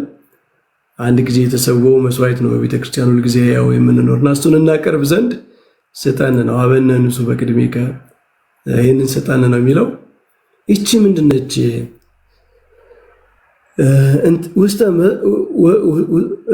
ወደ ውስጠኛይቱ መጋረጃ የዘላለም ማደሪያ ወደምትሆን ወደ ቅድስተ ቅዱሳን ውስጥ የምታገባ የበረከት መስዋዕትን ሰዋ ዘንድ ስጠን። ይቺ ቅዱስ ጳውሎስ አንድ ጊዜ መስዋዕትን አቅርቦ ወደ ቅድስተ ቅዱሳን ገባ ያላት ነች። ወደ እችን በመስዋዕት ነው የሚገባባት። የክርስቶስ መስዋዕት ባይቀርብ ኑሮ ወደዚህች ቅድስተ ቅዱሳን መግባት አይቻልም። ምክንያቱም ቅድም ታላቁ ሲያቀርብልን የነበረው ይሄ ምድራዊ የነበረው ምልክት ምሳሌ የነበረው እንኳ ጥላ የነበረው የኦሪት ድንኳን ቤተ መቅደስ ወደ ቅድስተ ቅዱሳኑ የሚገባው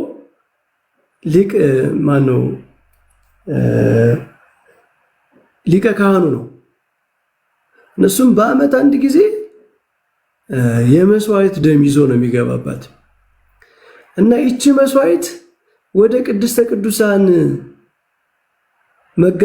ወደ ውስጠኛይቱ መጋረጃ የምታገባዋ መስዋዕት ያቺ በብሉይ ኪዳን ሊቀ ካህናቱ በዓመት አንድ ጊዜ ይዟት የሚገባው ክርስቶስ አንድ ጊዜ ያቀረባት መስዋዕት ነችና እሷን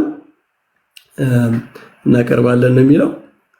የመስቀሉን የሕማምህን የሞትክን የመስዋዕትን መታሰቢያ እናደርጋለን ነው።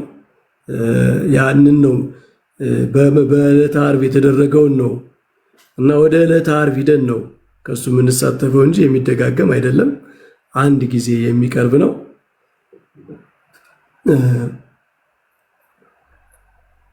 የምታገባ ይላል። አሁን በጣም ኢንተረስቲንግ ነገር ተመልከቱ። ወደ ቅድስተ ቅዱሳን ሊቀ ካህናቱ በዓመት አንድ ጊዜ ነው የሚገባ ብለናል።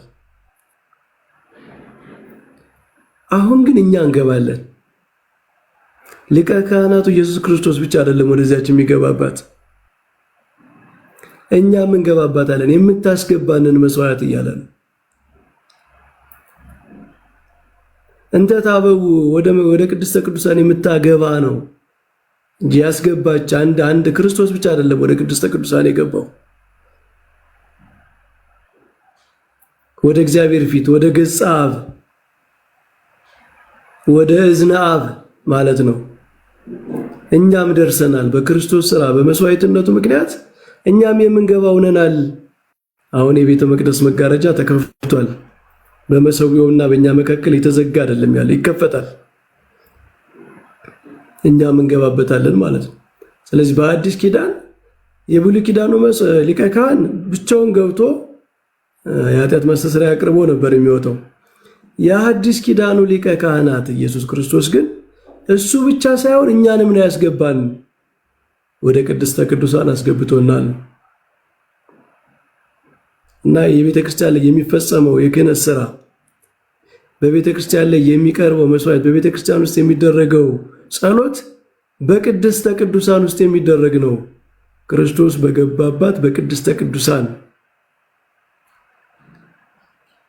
በመጋረጃው ውስጥ በቅድስተ ቅዱሳን ውስጥ የሚቀርብ ነው።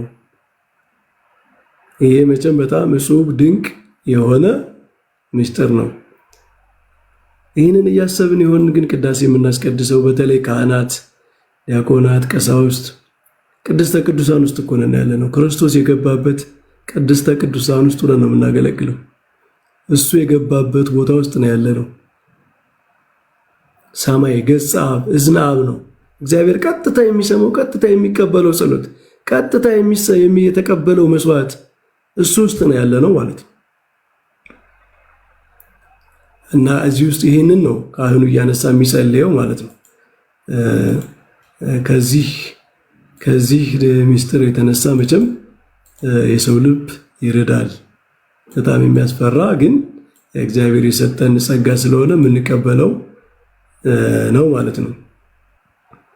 ቅዱስ ጳውሎስ ይህንን ገልጿል። ከነገራችን ላይ የዕብራውያን ትርጓሜ ነው ብያቸዋለሁ ቅዳሴያችን። ቅዱስ ጳውሎስ ዕብራውያን ምዕራፍ 10 ላይ ምን ይላል?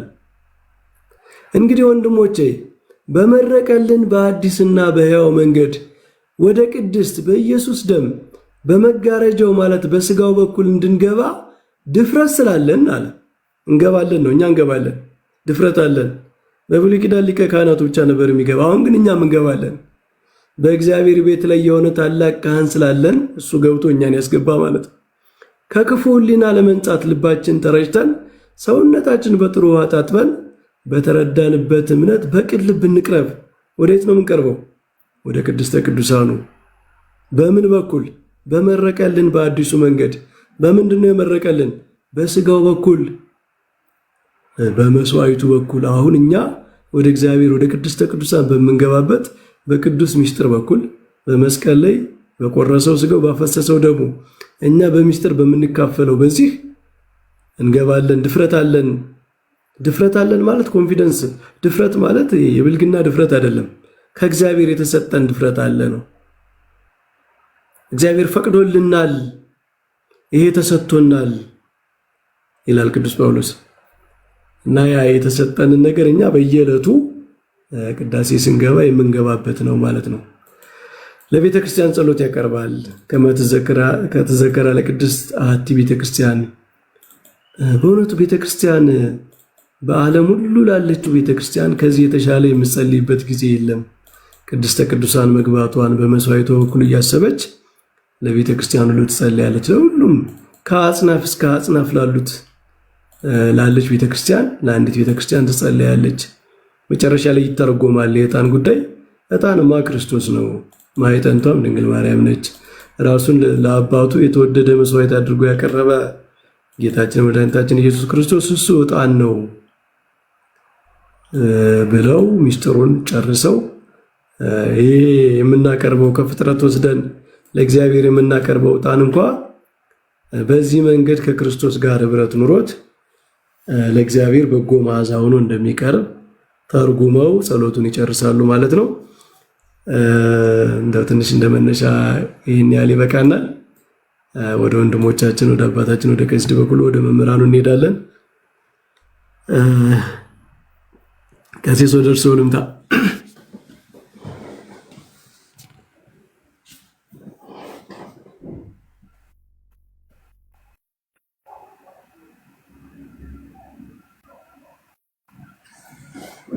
ቀሲስ ወጡ። እሺ ታላቁ ወደ አንተ ልምጣ። እሺ አብዛኛውን ክፍል መምህር ብሎታል። ቃሉት ያሰማልን፣ እግዚአብሔር ይስጥልን። በጣም እየተማርንበት ነው። ይሄንን ቅዳሴ ማለት እንዳንዘነገው እፈራለሁ። ከስር የምንማር ልጆች እንዳንዘነገው እፈራለሁ ማለት ያው ብዙ ቢወጉ ይዘነጉ አይደለ? አሁን ቅድም የተነጋገርናቸው ምስጢራት ራሱ በልቡና መጠበቅ ያስፈልጋል፣ በደንብ አድርጎ ማለት ነው። ምናልባት ስለ መጋረጃው የተወሰነ ነገር ማለት ፈልጋለሁ እኔ። ምክንያቱም ቤተክርስቲያናችን አንበዝነብሊ መንጦ ላይ ተዘጋለች የሚል አይነት ሐሳብ በሌሎች ሰዎች ስለሚሰነዘር ማለት ነው። እና ያው እንደምታውቁት ከዚህ በፊት የኢትዮጵያ ኦርቶዶክስ ተዋሕዶ ቤተክርስቲያን ማለት ነው መንጦ ላይ ሳትዘጋ ምንም አይነት ምስጢር አትፈጽምም። ኢቨን እኛ ልጆች እያለን ራሱ ኪዳን ሲደረስ መንጦ ላይ ተዘግቶ ነው።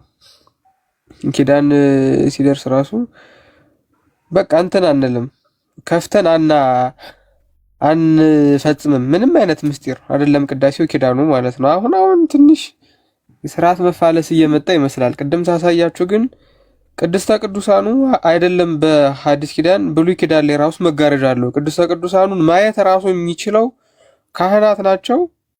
መግባት የሚችለው ሊቀ ካህናቱ ነው። እሱ የሚገባ በዓመት አንድ ጊዜ ነው። ለዛውም በወገቡ ላይ ገመድ ታስሮ እና እንደዛ ማለት ነው። ሌላው ነገር በሙሉ ስላለ አሁን ለምንድን ነው አሁን መጋረጃ መደረጉ? አንደኛ የምስጢር ቤት ስለሆነ ነው።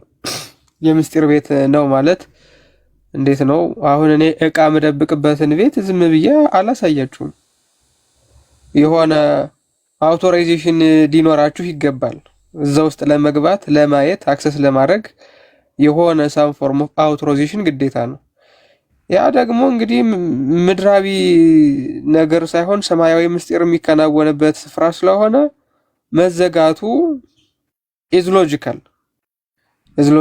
ከዛ ውጪ መጽሐፍ ቅዱሳዊ መሰረት አለው ወይ? ቅድም ያሳየዋችሁ በብሉይ ኪዳን ያለው ስርዓት እንዳለ ሆኖ ክርስቶስ ለዓለም የሰጠውን ስጋውን ለዓለም አላሳየውም። ልብ ማለት ያስፈልጋል። ለዓለም የተሰጠውን ስጋውን ለዓለም አላሳየውም። ለዓለም የተሰጠው ስጋው የተፈተተው ግን በጨለማ ነው። ማለት ምን ማለት ነው? ክርስቶስ በመስቀል ላይ ሲውል ፀሐይ ጨለማ ሆነች፣ ጨረቃ ደም ለበሰች። ወወረኒ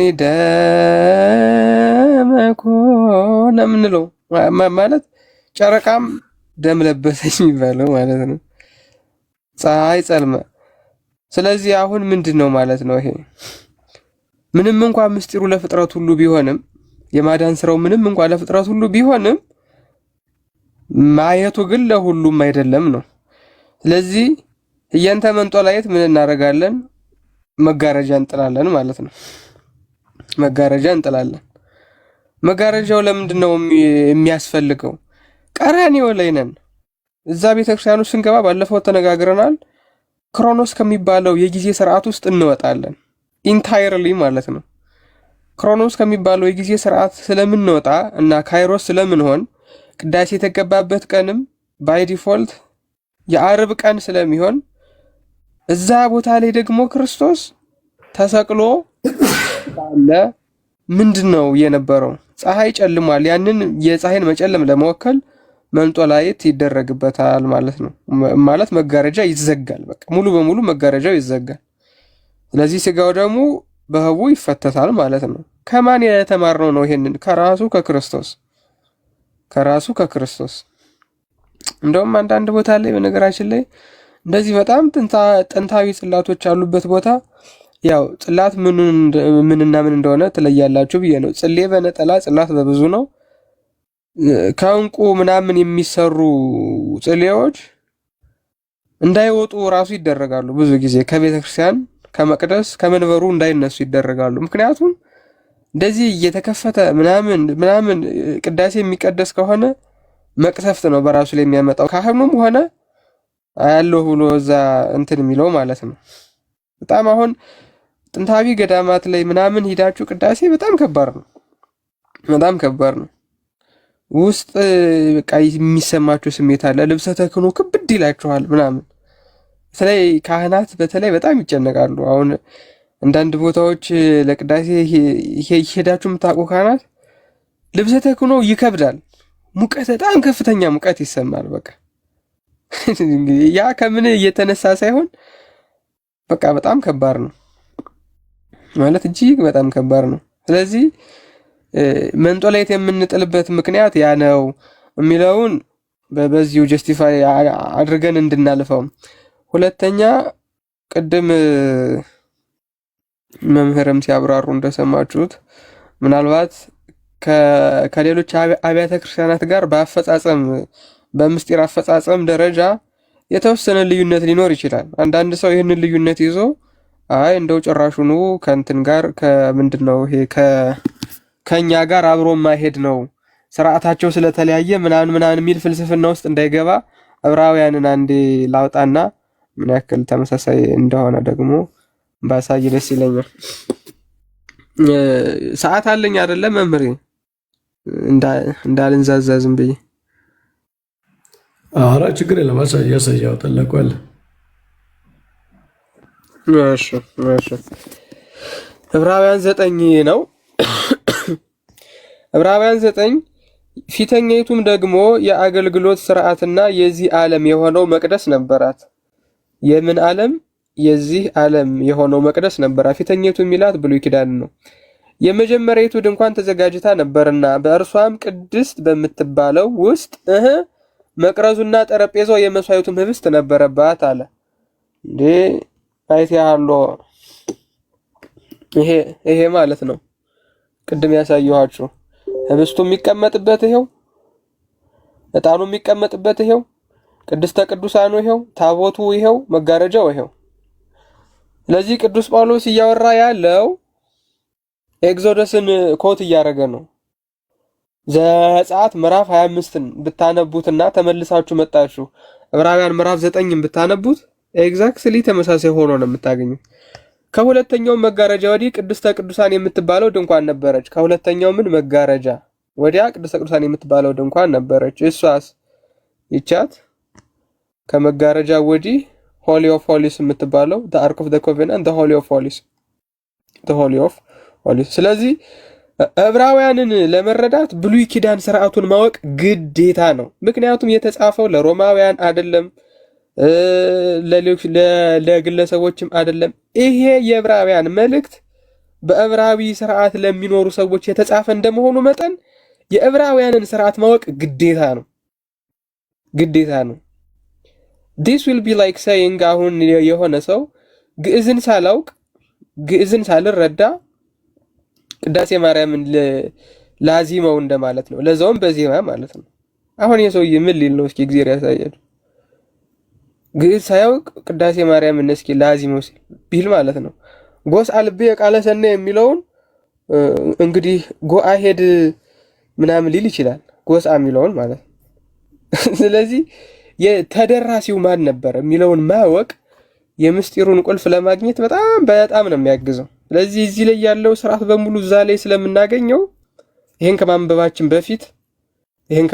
በፊት ዘጸአት 25ን መጀመሪያ ብታነቡት ጥሩ ነው። ከዚያስ ምን ይላል? በዚያም ውስጥ የወርቅ ማዕጠንት ነበረ፣ ሁለንተናዋም በወርቅ የጠለበጠች ምን የኪዳን ታቦት በእርሷም ውስጥ መና ያለበት የወርቅ መሶብና የበቀለች አሮን በትር የኪዳኑም ጽላት ነበሩ። ምን ላይ ያየናቸው ናቸው እነዚህ? ዘጸአት ምዕራፍ 25 ከ10 እስከ 22 ድረስ ብትሄዱ ቀጥታ ታገኙታላችሁ። ብቻ ታቦተ ጽዮን ቁጭ ብላ ማለት ነው። ታበርናክሉ ላይ ታገኙታላችሁ። ከዛስ በላይዋም ማስተሰሪያውን የሚጋርዱ የክብር ኪሩቤል ነበሩ። ስለነዚህም ስለእያንዳንዳቸው ልንናገር አሁን አንችልም። እሺ፣ ይህም እንደዚህ ተዘጋጅቶ ሳለ ካህናት አገልግሎታቸውን እየፈጸሙ ዘወትር በፊተኛይቱ ድንኳን ይገቡባታል አለ። ዘወትር በፊተኛይቱ ድንኳን ይገቡባታል የሚላት ይችኛዋን ነው። ከመንጦላይቱ ሳያልፉ ዘወትር ፍጻሜ አገልግሎት የሚደረገው እዚህኛው ፓርት ላይ ነው። ከታበርናክሉ እዚህኛው ፓርት ላይ መጋረጃውን አልፎ በዓመት አንዴ ብቻ ነው የሚገባው። እሱንም ሊቀ ካህናቱ ነው እንጂ ማንኛውም ካህን መግባት አይችልም። ኦኬ። በሁለተኛይቱ ግን ሊቀ ካህናት ብቻውን በዓመት አንድ ጊዜ ይገባባታል። እርሱም አለ ስለ ራሱና ስለ ሕዝቡ ስህተት የሚያቀርበውን ደም ሳይዝ አይገባም አለ። አሁን ደሙ እዚህ ጋር ሊቀ ካህናቱ ሊያማልድ ነው ወይስ ሊያስተስርይ ነው ወደ ቅድስተ ቅዱሳን የሚገባው? አንዴ ቀላል መልስ መልሱልኝ። ሊያማልድ ነው ወይስ ሊያስተስርይ ነው ወደ ቅድስተ ቅዱሳን የሚገባው? ሊቀ ካህናቱ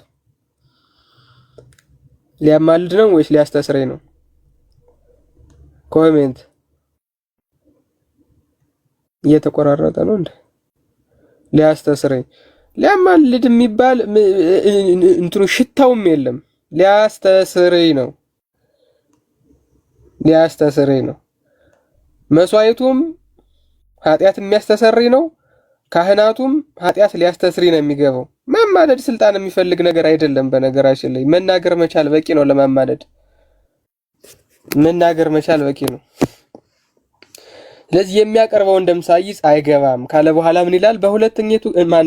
ፊተኛይቱም ድንኳን በዚህ ገና ቆማ ሳለች ወደ ቅድስት የሚወስደው መንገድ ገና እንዳልተገለጠ መንፈስ ቅዱስ ያሳያል። ኦኬ፣ ገና እንዳልተገለጠ መንፈስ ቅዱስ ያሳያል ማለት ምንድን ነው? እኛ አሁን ቅዳሴ ላይ ስንገባ ማለት ነው እዚህኛው ከመጋረጃው በፊት ካለው ብቻ ነው የምንቀር ወይስ ክርስቶስ ወደ ቅድስተ ቅዱሳን አንዴ ገብቶ ያንን መስዋዕት ስላቀረበ በክርስቶስ በኩል የመግባት ድፍረት ስላለን ሁላችንም ወደ ውስጥ እንገባለን?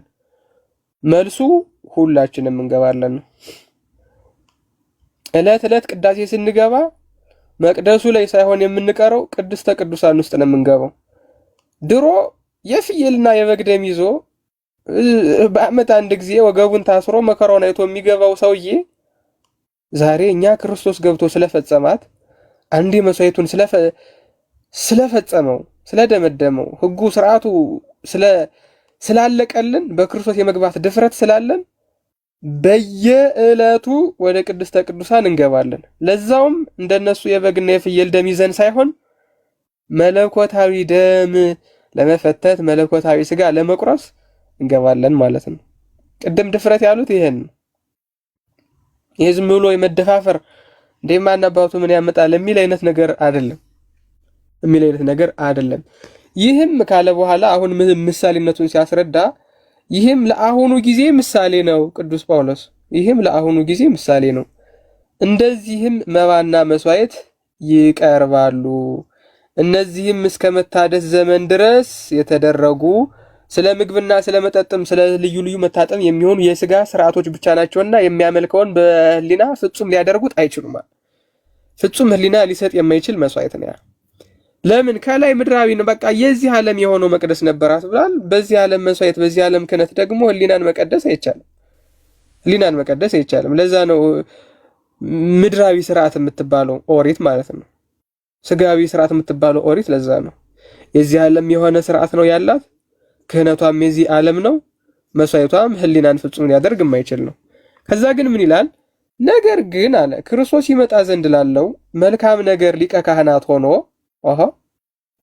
እንዴት ማለት ሊቀ ካህናት ሆኖ? እሱ ራሱን አይደል እንዴ የምንሰዋው? ግን ማን ነው እሱ ራሱ ደግሞ ሊቀ ካህናቱ ነው። በምትበልጠውና በምትሻለው በእጆችም ባልተሰራች ማለት ለዚህ ፍጥረት ባልሆነች ይሄንኛውን የዚህ ዓለም የሆነች ብሎት ነበረ የብሉይ ኪዳን። ይሄንኛውንስ ለዚህ ፍጥረት ባልሆነች ድጅስየት የዚህ ፍጥረት ባልሆነች ድንኳን የዘላለምን አማላጅነት ነው የሚለው ኖ ቤዛነት አግኝቶ አንድ ጊዜ ፈጽሞ ወደ ቅዱስ በገዛ ደሙ ገባ እንጂ በፍየሎችና በጥጆች ደም አይደለም። ከዛ ምን ይላል? የኮርማዎችና የፍየሎች ደም በረከሱትም ላይ የተረጨ የጊደር አመድ ስጋን ለማንጻት የሚጠቅም የሚቀድሱ ከሆነ ካለ በኋላ አሁን ልብ ብላችሁ ተመልከቱ። ነውር የሌለው ሆኖ በዘላለም መንፈስ ራሱን ለእግዚአብሔር ያቀረበ የክርስቶስ ደም እንዴት ይልቅ ሕያውን እግዚአብሔር ልታመልኩ ከሞተ ስራ ህሊናችሁ ያነጻ ይሆን ይላል። አያችሁ፣ የእንስሳት ደም የረከሱትን የሚያነጻ ከሆነ መለኮታዊ ደምማ እንዴት ህሊናን ያነጻ ይሆን? እንዴት ከሞተ ስራ ህሊናችሁ ያነሳችሁ ይሆን ብሎ ይናገራል ማለት ነው። ስለዚህ በዋነኝነት እንድትይዙ የፈለኩት ነገር ምንድነው? እዚህ ጋር ቅድም ድፍረት ሲሉ ምን ማለታቸው ነው? ከዛ በኋላስ ወደ ቅድስተ ቅዱሳን የፍየልና የበግ ደም ተይዞ በዓመት አንድ ጊዜ ይገባበት የነበረው ዛሬ መለኮታዊ ደም ለመቅዳት መለኮታዊ ስጋ ለመቁረስ ዕለት ዕለት ወደ ቅድስተ ቅዱሳን እንገባለን። ይህንን ደግሞ በክርስቶስ ያገኘነው ጸጋ ነው። አሁን ሰው በተወራ ቁጥር ግን ምስጢሩም ይቀንሳል ይመስለኛል። ናርምም እስመ ኢንክል ፈጽሞ ጥንቁቀና ጊራ በእንተ በውለው ተገባሪ ሰናት ብሎ የለ ቅዱስ ኤፍሬም። የሆነ በጣም እንዲገባችሁ ደግሞ ዝም በሉ። በጣም እንዲሰርጻችሁ ዝም ማለት ያስፈልጋል። አታውሩ ማለት ለምትሰሙ ሰዎች ነው። አታውሩ ማለት አትማማሩ፣ አትነጋገሩ ሳይሆን ዝም ብላችሁ እያሰባችሁት ዝም በሉ። በቃ ቃላቱ የሚመጡት ከዛ በኋላ ነው። አሁን አንዳንዱ በቃ ውይ የጌታ ፍቅር ምናምን ይላል። ግን እኔ እመቤቴ እንደው ይቅርታ አድርግልኝ ግን ከልቡ ነው ምናምን እላለሁ። ማርያምን በጣም በቃ የሆነ ያጣጣሙት ሰዎች የማይጠቀሟቸው ቃላት ናቸው እነዛ ቃላት፣ አንዳንዶቹ የሚጠቀሙት ማለት ነው። ወደ ጌታ የመግባታችን ምስጢር ታላቅ ነው መጽሐፍ ላይ ሊገኝ ይችላል። እነዛ ደርሰውበት ነው። እናቴ ዝም ብለን ማድነቅ እንልመድ። በቃ በአቅማችን እናወራ። አንዳንድ ጊዜ ደግሞ አሁን በቃ አንዳንዱ እኔ በቃ ይገርመኛል። ደራሲ ነው የሚመስል የጌታ ፍቅር በዛ ወጦ በዚህ ወርዶ ዝም ብለህ እስቲ መጀመሪያ ተመሰጥበት፣ ይዋሃደ በቃ ምስጢሩ ይግባህ መጀመሪያ። ውስጥ ቁጭ ሲል እኮ ዝም ነው የሚያስብልህ ራሱ አያናግርም እኮ በቃ ዝም ያስብላል ራሱ። እና ይሄ ገብቷችሁ ለማውራት አትቸኩሉ፣ ለሌላው ማለት ነው። አሁን እኔ ስለቸኮልኩ ነው የምለፈልፍ። እኔ የሰራሁትን ስህተት እንዳትሰሩ ማለት ነው። ዝም ብላችሁ ባሰባችሁት ቁጥር ደግሞ ቃላት ሊገልጸው የማይችለውን ምስጢር መንፈስ ቅዱስ እየሰጣችሁ ይሄዳል። በቅዱሳን መላእክቱ በኩል ታገኙታላችሁ። እነዛ ምስጢራት በአርምሞ ውስጥ፣ በተመስጦ በተደሞ ውስጥ የሚገኙ ናቸው።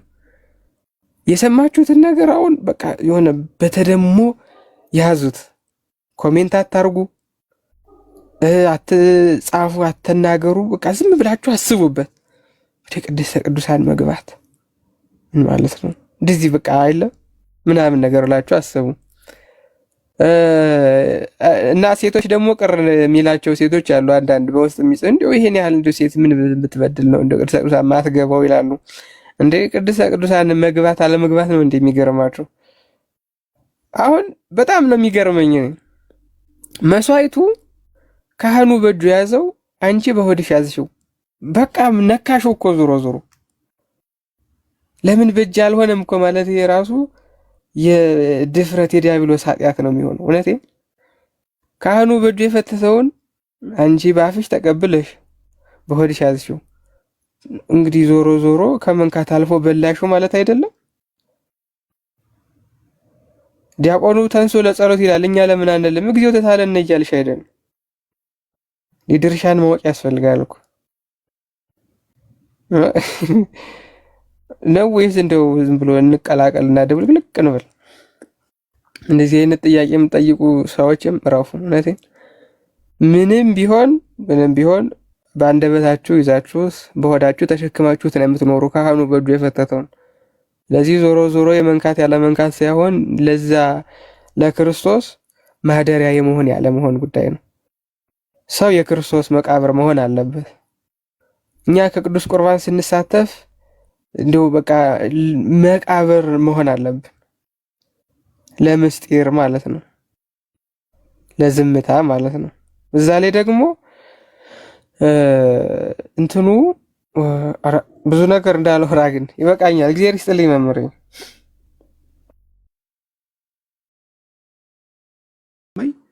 ምስጋና ለዛ ነው ይህን ሲያደርገው ዕጣኑን ይባርከዋል፣ ማህቶት መብራቱን ይባርከዋል፣ መስዋዕቱን ይባርከዋል። እዚህ ጋር አሁን ይሄ ነው ማለት እና በጸሎተ ዕጣን ላይ ዕጣኑን ይባርከዋል። ዝም ብሎ አንድ ሰው ዲያቆን ብድግ አድርጎ አይደለም ዕጣን የሚያደርገው ማለት እዚህ ዕጣን ያም ደግሞ በጣም ንጹህ ዕጣን መሆን አለበት። ንጹህ ዕጣን ምን ማለት ነው? ለእግዚአብሔር የሚቀርብ ለጣዖት አምልኮ የማይቀርብ ለስጋዊ አገልግሎት ላይ የማይውል ቤታችን የማንጠቀመው ተቀድሶ ቤተ መቅደስ ከገባ በኋላ ለስጋዊ ነገር ማያገለግል ዕጣን መሆን አለበት። እንደምታውቁት ፍም በሚፋምበት ጊዜ ለማጠንት ከጎረቤት እሳት ላምጣ አይባልም። እዛ ቤተክርስቲያን የምንኖርበት ቤተክርስቲያን የምናስቀድስበት አጠገብ ጎረቤት ቢኖር ወይ እሳት ለማቀጣጠል እኮ ለፍም የሚሆን እሳት እናምጣ አይባልም። ፈጽሞ የተከለከለ ነው። ፍም ያፍመው ዲያቆኑ እዛው ነው እንጂ ከጎረቤት እሳት ላምጣና ይሄንን ከሰል ላቀጣጥለው ማለት አይቻልም። ለምን? ከባዕድ ከውጭ ነገር ውስጥ አይገባ። ዕጣንም ልክ እንደዚሁ ማለት ቤታችን ውስጥ ያለና ቤተ መቅደስ ያለው ይለያያል። ወደ ቤተ መቅደስ ሲመጣ ተባርኮ ነው የሚገባው። ቤተ መቅደስ የገባ ሁሉ ነገር እንደው ቅዱስ ነው። ለስጋዊ አገልግሎት መጠቀም አይቻልም። ይህ ጸሎተ ዕጣን ማለት እመቤታችን ቅድስት ድንግል ማርያም በአማላጅነቷ በቀቀና እንድታሳርገልን ያንን ደግሞ ተወካፊ መስዋዕት ይሁን ደግሞ ክርስቶስ ያንን ጸሎታችን የሚቀበልን መሆኑን ለማሳየት ነው። በዚህ አጋጣሚ ምን እንደሚያደርገው ታቦት ደግሞ አለን፣ መሰዊያ ደግሞ አለን። ምን ጊዜም ይሄን ከተናገር በኋላ እንደው አይታችሁ ከሆነ ቅዳሴያችን ላይ ምን የሚላለን? ታቦት አለን በመሰዊያ ላይ ሁሉ የሚቀርቡ ምክንያቱም ህብስቱ አለ፣ ወይኑ አለ በቅዳሴ ጊዜ ከዛ አማናዊ ስጋ ወልደ እግዚአብሔር አማናዊ ደም ወልደ እግዚአብሔር ይሆናል። በቅዳሴያችን ጊዜ ታቦት የሌለበት መስዋዕት የሌለበት እነዚህ መሰረታዊ ጉዳዮች የማይቀሩ ናቸው። በቅዳሴ ጊዜ መሰዊያ ያስፈልጋል፣ መስዋዕቱ ያስፈልጋል፣ ዕጣን ያስፈልጋል፣ መብራት ያስፈልጋል፣ ቀዳሾች ካህናት ያስፈልጋሉ። እነዚህ ሁሉ በሌሉበት አይከናወንም። መስዋዕቱ ኖሮ መሰዊያው ከሌለ ዋጋ የለውም። መሰዊያው ኖሮ መስዋዕቱ ከሌለ ዋጋ የለውም። መስዋዕትና መሰዊያ ኖሮ ሰዊው ካህን ከሌለ ዋጋ የለውም። መብራቱ ከሌለ ዋጋ የለውም። ዕጣኑ ከሌለ ዋጋ የለውም። ዝም ብሎ ብቻ ለግብር ይውጣ ለድምቀት ተብሎ የሚጨመር ነገር እንደሌለ በዚህ አጋጣሚ እንድናለብን ብዬ ነው። ስላረዘምኩት ይቅርታ፣ እግዚአብሔር ይስጥልኝ።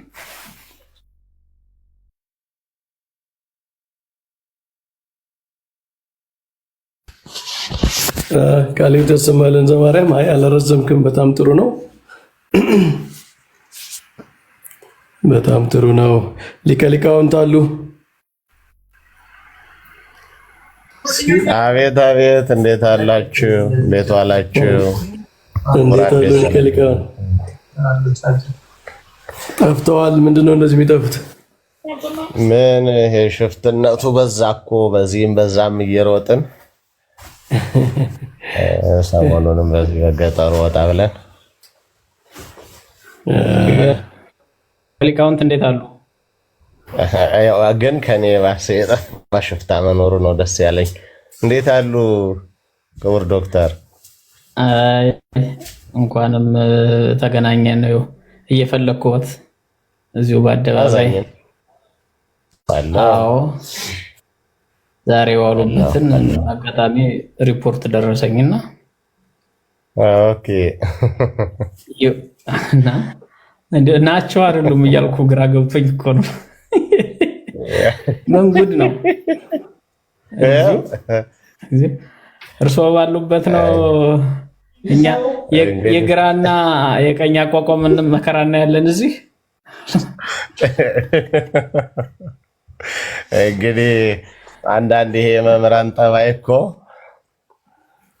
አስቸጋሪ ነው። ይሄ የተመስጦ ጉዳይ ይሆንና ችግር ነው። ስንት ሰጡታላችሁ? አጋጣሚ የእንታ ከነፈ አጋጣሚ የሚገርመው ከ90 ቤት ቆሎ ትምህርት ቤት ጀምሮ ነው የምንተዋወቅ የነበረው ቅኔ ቤት ባህር ዳር የእንታ መንግስቱ ጋርና ጥሩ ያቋቋም እንዴ ቅኔ የተማሩ ናቸው። ያቋቋም መምህር ጥሩ ያቋቋም መምህር ናቸው። አሁን አስተዳዳሪ ናቸው። ግን የሆነ ወርሃ በዓል አለ ከተባለ ማህሌት የትም ይሁን ማህሌት ሄደው ነው የሚያድሩ። እንደውም እያወራን ትላንት የኔታ ደክሞኛል እንደው ትንሽ ይጀልረፍ አልኳቸው። ራት ስንበላ ኧረ ቤተክርስቲያን ጉድ እንዴት ነው የምትተኘው? አይኔ እያየ በልበል አትተኛም አብረን ነው ቁመን የምናድር ብለው እዚያ እኔ እኮ አለቃ ነኝ ደሞዜን የሚቆርጥብኝ የለም፣ ግን ህሊና የሚቆረጥ ነገር አለው። እንዴት ነው ተኝቶ የሚታደረው በዓል ሆኖ ብለው ይዘው ገቡና እውነትም ቁመን አደርን። እያወጋን ነበር ይህንን ጉዳይ ሁሉ አንስተን እንዲያው ትንሽ ቀነስ ቢል ቢስተካከል ይሄ ነገር ብያቸው እምቢ አላውቀውም። በኋላ ነው ልክ መልሼ ስቆም ነው የማውቀው እንጂ ከዛ ሰዓት ድረስ ጸናጽሉንም ይዘውት የምር ነው የሚንቀሳቀሱና እኔ ያላውቀውም የእውነቴን እንትን ስለምል እሺ አይለኝም ሞክሬ ነበር አሉኝ። እኔ እኮ አሁን ተይዞ ለፍርድ ቅረብ እያልኩ ነው እኮ እዚህ ይሆናል። በጣም መሰረታዊ ሰው ናቸው። ቢገርም አሁን እዚህ በመከራው ሰዓት አብዛኛው ሰው ጥሎ ወደዛም እያለ ነው አማራጭ እንትን እያለ፣ እሳቸው ግን አልሄድም ብለው እዚሁ ናቸው መከራው ሰፈር። እዛ ነው ደርሶም ያሉት አሁን። አዎ ነገም እግዚአብሔር አብ አለ ተብሎ ነገ ደግሞ እግዚአብሔር አብ አስተምረ ነው የምትሄድ ተብዬ ታግቻለሁ። እኔ ለዛሬ ነበረ ሌሊት ነገ ለወጣ ነበር የተስማማ ነው። እግዚአብሔር አብ አለ እሱንም አስተምረህ ነው የምትሄድ ተብዬ፣ እሳቸውም ነገ ጠዋት ደግሞ መልሰን ልንገናኝ ወደ ማረፊያ ተለያይተን ነው። በጣም ጥሩ እንግዲህ ዛሬ ብዙ ብለናል። እርሳቸው እንደ ማረሚያ ቢያደርጉ ጥሩ ነው። ያው ሰው እዚህ ያለውም ስላልገባው ነው። ያው የማህሌቱ መዝሙሩን በተመለከተ በረከት አላየኸው ከሆነ እኔ አላየሁትም። ምንድን ነው እንቅስቃሴው? በቃ ምን ያው ጭፈራ በለው እስክስታና ሲያነጋግረን ነው ያለው ጉዳዩ። ቪዲዮውን ማን እንደቀረጸው አላውቅም። የተቆራረጡ ሶሻል ሚዲያ ላይ ተለቀው በጣም ነው የሚገርመው። እሳቸውም አሉ፣ ሌላ ቦታም ደግሞ አሉ። ደብረ ዘይት ይመስለኛል። ያው ዛሬ በዓል ስለሆነ የሚካኤል በዓል ከዚህ ጋር ተያይዞ ይሄ የተለመደው ጽጌ ላይ ያለው አይነት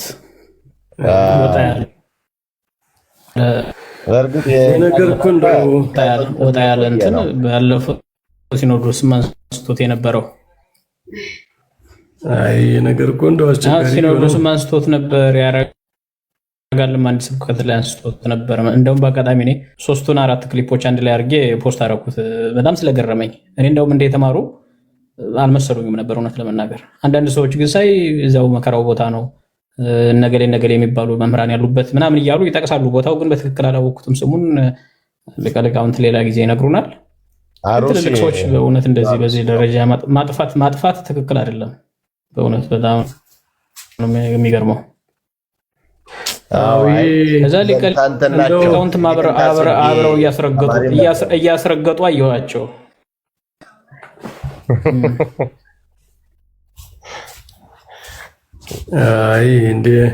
ይሄ ነገር እኮ ግን በጣም አስቸጋሪ እየሆነ እኮ ነው። በጣም ይሄ ከጽጌ ጋርም ተያይዞ የፍቅር የተመስጦ ምናምን ከሆነ በስርዓቱ እኮ ነው መቅረብ ያለበት አይደል?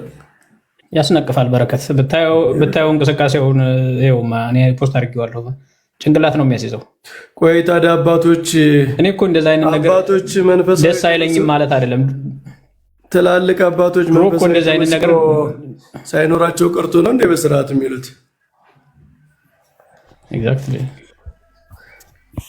ያው እንግዲህ የእያንዳንዱ የራሱ የሆነ ጸጋ፣ የተለያየ ስሜት፣ የተለያየ እንትን ስላለ እያወጋንበት ነው ኦልሬዲ። ዛሬም እሱን ነው ስናወጋ ነበር። አጋጣሚ እንዳውም ቪዲዮውን ከማየታችን በፊት ነው ሌሊት ማህሌቱ ላይ የንት አሁንም አልቀረም ይሄ ነገር እንደው ከእንዲህ አንጻር ምናምን ብያነሳሁና ጀመርን። እኔ ድሮ ነው የማውቃቸው እዚህ ደብረ ጽጌ የእንታ ጽጌ ተማሪም ነበሩ። በአጋጣሚ አቋቋም እሳቸውም ላይ ነበሩ። እና እሱን አንስተን እያወጋን ቆይተን አሁን ምሳ 9 ሰዓት ምሳ ከበላን ከቅዳሴ በኋላ ሳይ ተጥለቅልቋል ሜዳው። እንዴ እዚህ አስተዳዳሪውም አሉ። በአጋጣሚ ሊቀ አእላፍ ኪዳኑ ይባላሉ። እሳቸውም ጋር ሆነን አብረን አየንና እስኪ እሳቸውም የማስተካከያ ሐሳብ በሐሳብም ደረጃ ማስተካከያ ይስጡበት፣ በእንትንም ደረጃ ደግሞ ለማረም ለመተው ቢሞከር የሚለውን ነገ ጠዋት ልንወያይበት እቅድ ይዘናል። በአጋጣሚ ጥሩ ነው።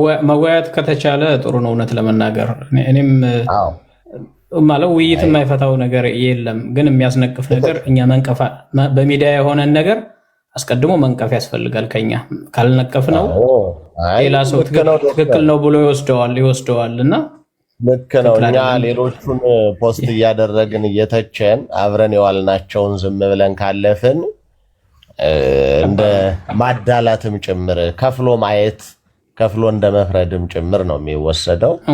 እውነት አትከፍልም። እንደዛ ነው።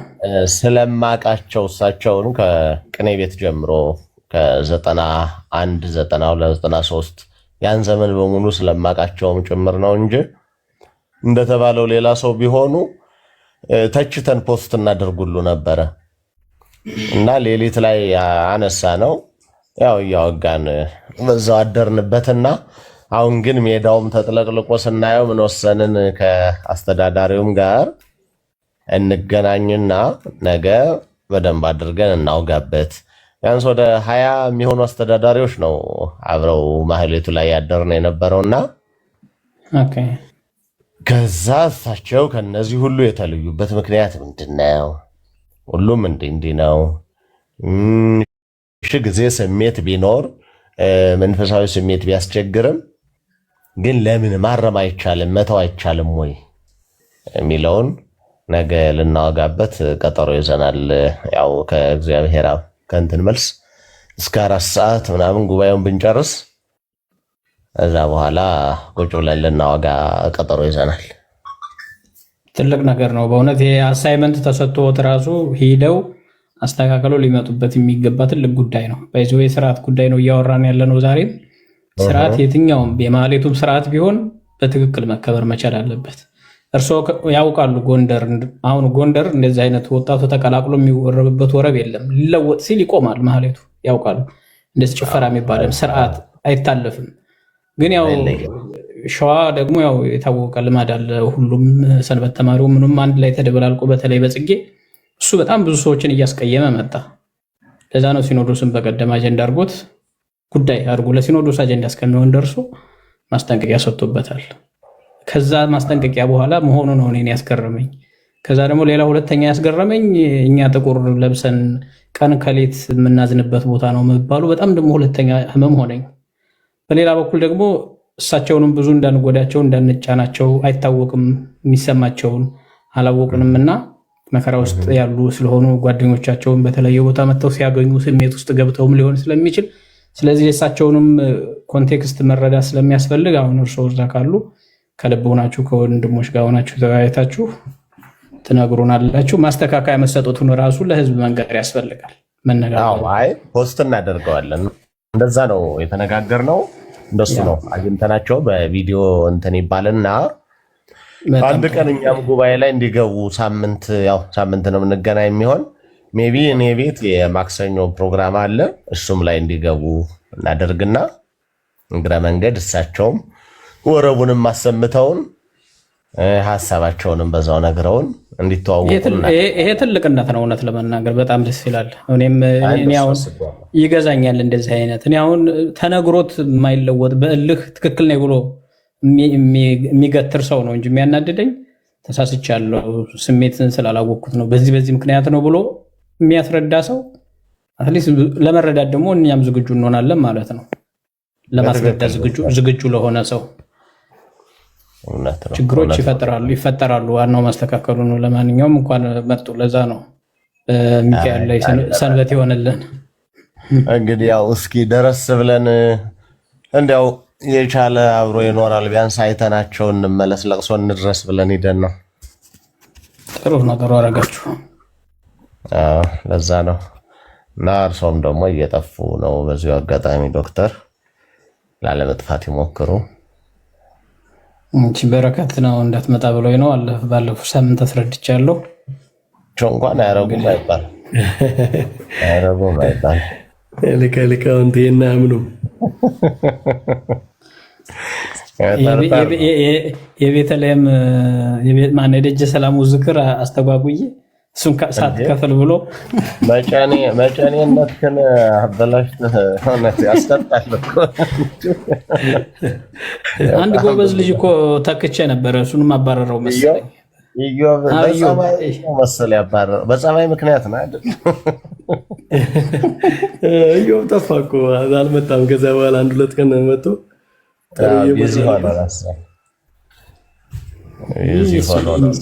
አይን መልሰው ግን ጉባኤው ይመለስ ወደ ነበረበት።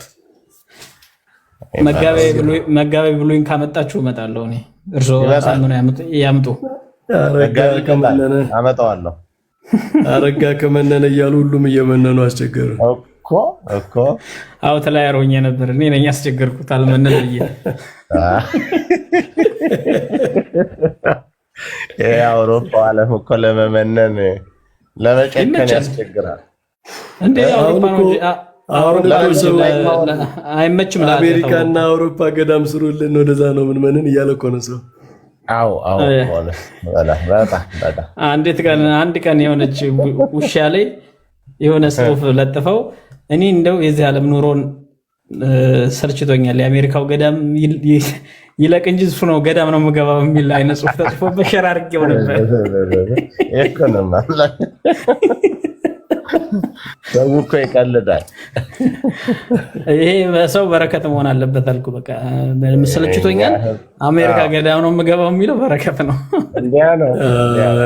እኔም በልቤ ብያለሁ።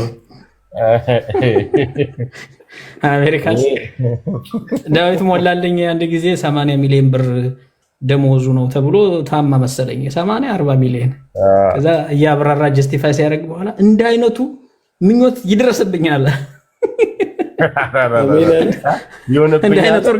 እንደ አይነቱ እርግማን ይድረስብኛል። አንዳንድ እርግማኖች አሉ፣ አንዳንድ ሀሜቶች ይድረሱብኝ። አሜን በለው እንትን ያለው እኮ ነው አይደል? አረጋ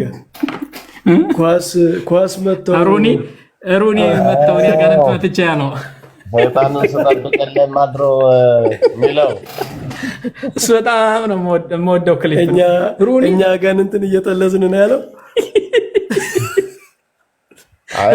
ሩኒ ያለ ኳስ መጥቶ 300 ሺህ ብር በወር በአመት 12 ሚሊዮን ምናምን አባዛና ሩኒ ኳስ መጥቶ አንተ እኔ አጋንንት መትቼ እያለ ይንደረደራል። ወላጆች ናቸው እነሱ ድራማቸው። ወንድምየውም ደህና ተተክቷል። እሱ ደግሞ የባሰበት ከተፎ ነው። በጣም የሚገርሙ ናቸው፣ ጎበዞች ናቸው። መጣው ሄድኩ እያለ የኛ እነዚህ በተለይ ጊፍተሮቹም ጅሎች ናቸው። የኛ ልጆች ይጫወቱባቸዋል። በቃ ሰርፕራይዝ አለኝ ይላል። ከዛ በኋላ ጊፍት እዚህ ግን ሊቃውንቱ ተቀምጠው 7 ሰዓት ቁጭ ብለው የሆነ አንድ አበባ እንኳን አይጥልም። ሊመጣ ነው ዶክተር የታዘብኩት ባለፈው ወንድሙ እኛ ጋር ነው ያስቀደሱ። መናኝ ወንድም አሏቸውና ፍልሰታን ሙሉ እኛ ጋር ነበሩ። በአጋጣሚ ኢንተርቪው አድርጌያቸው ፖስት አደረኩ። ሌሊት አጣድፎ ደወለ። እንትን ጻፈ ሜሴጅ አነበብኩ። ስንጻጻፍ ልትመጣ ነው ተብሎ ምን ችግር አለ? አልመጣም አለ። ሌላውን ሐሳብ ስለማላወጋው ብዬ ነው። ስክሪንሾት እያደረኩ ነው እያንዳንዷን ያወራናት። ከዛ ማላጠፋው ከሆነ እንደሚያዘጋብኝ ነገረኝ። ቲክቶክን ማለት ነው ሪፖርት አድርጎ።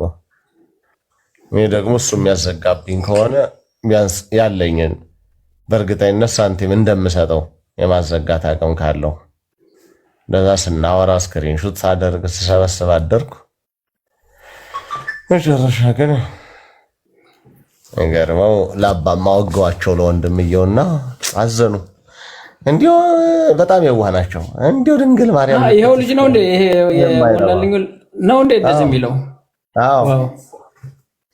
እና ህዝቡን መቀለጃ ድራማ በተለይ እኛ ሴቶች ያሉ ከንቶች አንበሳ ምንት መኪና እያሉ የሚወረውሩ እነሱን ለመቀባበል ነው እስራኤል ላይ ድራማ የሚሰሩት እንጂ የመምጣት እቅዱ ሳይሆን ህልሙ ሁሉ የለውም። ውሸታቸው ነው። የመጡት ራሱ እኔ ይቅርታ አድርጉልኝ እንደዚህ ያላችሁ በሙሉ እንጂ የመጡትን ራሱ ሚሽን ይዘው የመጡ ነው የሚመስለኝ። እንኳን የሚመጡትን ያው ማለት ከልባቸው የሚመጡ አሉ ለተንኮል። ይሄ እኮ የታወቀ እኮ ነው ድሮ ጀምሮ እንደ አይነት ድራማ ይሰራል። እንደዛ ነኝ። ሁሉም ማመን ያስፈልጋል። ሁሉም ማመን ያስፈልጋል። እና ትንሽ ሊቀ ሊቃውንት ሀሳብ በተነሱት ላይ ሀሳብ ይስጡና ደጀ ሰላሙ ላይ እንቀጥለዋለን። ይሄን ነገር እንዲያ ይሻላል። አይ እኔ የተጠየቁትን መልሻለሁ። የተሰጠኝን የቤት ስራ ይዤ ደግሞ መለሳለሁ። ራት እየቀማመስን አልፎ አልፎ እንትን እያረኩ ሚስ እያረኩ ነው ሰማይ ነበረው። ጥሩ ኃይለ ነገሩ ድካምም ነው ዛሬ። አዎ አሁንም እኮ በደንብ ይላችሁበታል እንዳይሰለች የመጨመረው ካለ ሰመራይዛቸው ብዬ ነው። አዎ አንድ ወንድማችን ያላወቋቸው ያላቸው ሌሎች ካሉ ሌሎች ሞዴሬተሮችን አስገቧቸው። እኔ እንደው እንደ ሀሳብ ግን በተለይ መምህራን ከሆናችሁ ትክክለኛ ስማችሁን ብጽፉ ጥሩ ነው። እዚህ የቲክቶክ ስም ግልጽ የሆነ የሚታወቅ ስም ቢሆን ጥሩ ነው። አሁን እዚህ ጋር መምህራን የሆኑ አይሆኑ አላወኩም፣ ብዙ ሰዓት አስቀምጠናቸዋልና እስኪ የእነሱንም ድምፅ እንስማ። ብርሃን እንዴት አመሽ? አንድ የተወሰነች ሀሳብ ከተነሳው ነበር ግን ሊቃውንትም ስላሉ ሰዓትም ስለሄደ ቢያሳጥር አንድ ሀሳብ አነሳበታለሁ። ግን ስም ስላሉኝ መምህር ስሙን ያው አንዳንድ ቦታ ላይ ስለምንጠቀመው በዚህ በቅበተ እምነቱ ጉዞ ዙሪያ ለዛ ነው ዋና ስሜንም አላደርገው። በውስጥ ግን ልክቦታለሁኝ የእኔን ስም ከነ ሊቃውንት ጋር በአካል እንተዋወቃለን። ማህበረ ቅዱሳን ለእርሳቸውን በውስጥ ልክላችኋለሁ እንደው እንዲያዩ እንድንተዋወቅ ቴሌግራሜንም ልክሎትና ሌላ ጊዜ በደንብ እንድንተዋወቅ። እሺ ካነሷት ሰዓት ካለችን አንድ 5 ደቂቃ እንኳን ያህል አትወስድም፣ ብዙ ነው 5 ደቂቃ። ግን ካነሷት ነጥብ እንደው ጠቅልላ አድርጌ ሀሳቦችን ለማንሳት ፈልጌ ነበርና እንደው ትልቅ ነጥብ ነው እንደው ይሄ የተነሳው ክፍል እንደው የቅዳሴው መግቢያ ዋናው ክፍሉ ነውና ይቅርታ ኮሜንት አንብቤ ማሰብ የተሰረቀው ዋናው መግቢያ ነውና ምንድነው ነጻሪው ወይ ማነጻጸሪያው ምንድነው? ከየት ነው የመጣው ስንል ጌታችን ኢየሱስ ክርስቶስ የተናገረው አንድ ትልቅ ቃል አለ ሲመጣ የተናገረውና እሱም ቃል ምንድነው? እኔ ሕግና ነቢያትን ልፈጽም እንጂ ልሽር አልመጣሁም ብሎ እንደተናገረ ቅድም ታላቁም ሲያሳየን ነበርና እሷን ቪዲዮ እንደውም ልክፈትላችሁ። በቪዲዮ ሰርተዋት በአኒሜሽን አስቀምጧታልና እሷን እናንተም ማየት ትችላላችሁ። እንደው ተበርናክል ብላችሁ ገብታችሁ ሰርች ብታደርጉት ማለት ነውና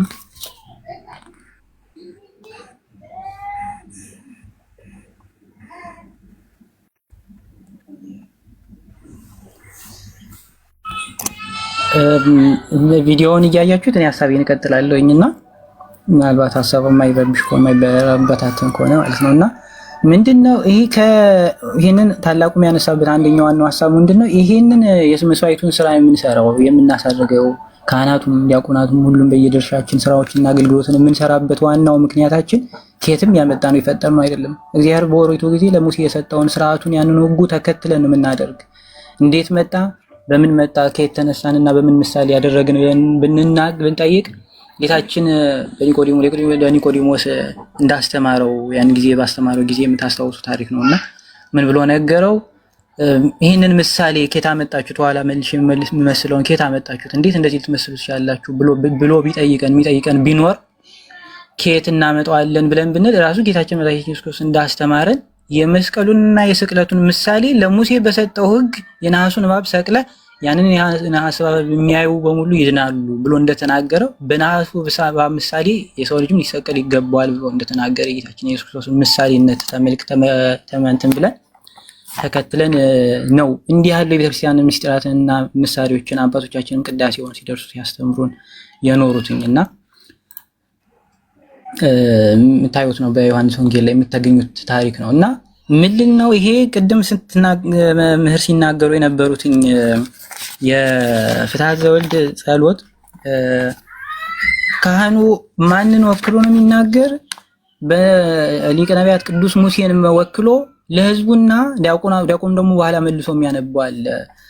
በእንተ ዕጣኑ ከዕጣኑ ጸሎት ከመጸለዩ አስቀድሞ የሚያነበው ማለት ነውና ይህን ሲናገር ሙሴ የካህኑን የሊቀ ነቢያት ሙሴ የነቢያትን ሙሴን ወክሎ ዲያቆኑ ደግሞ በኋላም የአሮንንና የእስራኤልን ህዝብ ወክሎ በኋላ የሚጸልያቸው ጸሎት ናቸውና ሙሴ ልክ እንደ በእስራኤል ፊት ቆሞ ለእስራኤል እንደማለደ ለእስራኤል መስዋዕትን ሊያሳርጉ ይህንን ስርዓት እንደሰራላቸው በእግዚአብሔር ተቀብሎ እንደሰራላቸው ሁሉ ካህኑም ደግሞ በሚገባበት ጊዜ ይህንን የፍትሐት ዘወልድ ጸሎት ሲናገር ሙሴን አርአያ ምሳሌ አድርጎ ሙሴ እንዳለው ህዝብን አታጥፋ፣ እኔን አጥፋኝ እንጂ ስለ ህዝቡ እኔን ውሰድ፣ እኔን መድኃኒት አድርገህ ተቀበል ብሎ ራሱን መድኃኒት መድን አድርጎ ለእስራኤል ለህዝቡ እንደሰጠው ሁሉ ይህን የፍትሐት ዘወልድ ካህናቱ ይቀርበል፣ የኔን ማጥያት ይቀርበል፣ የህዝብን ማጥያት ይቀርበል እያሉ ላሳጥረው ብዬ ነው ቅድም ስለተነበበ አልደግመውም።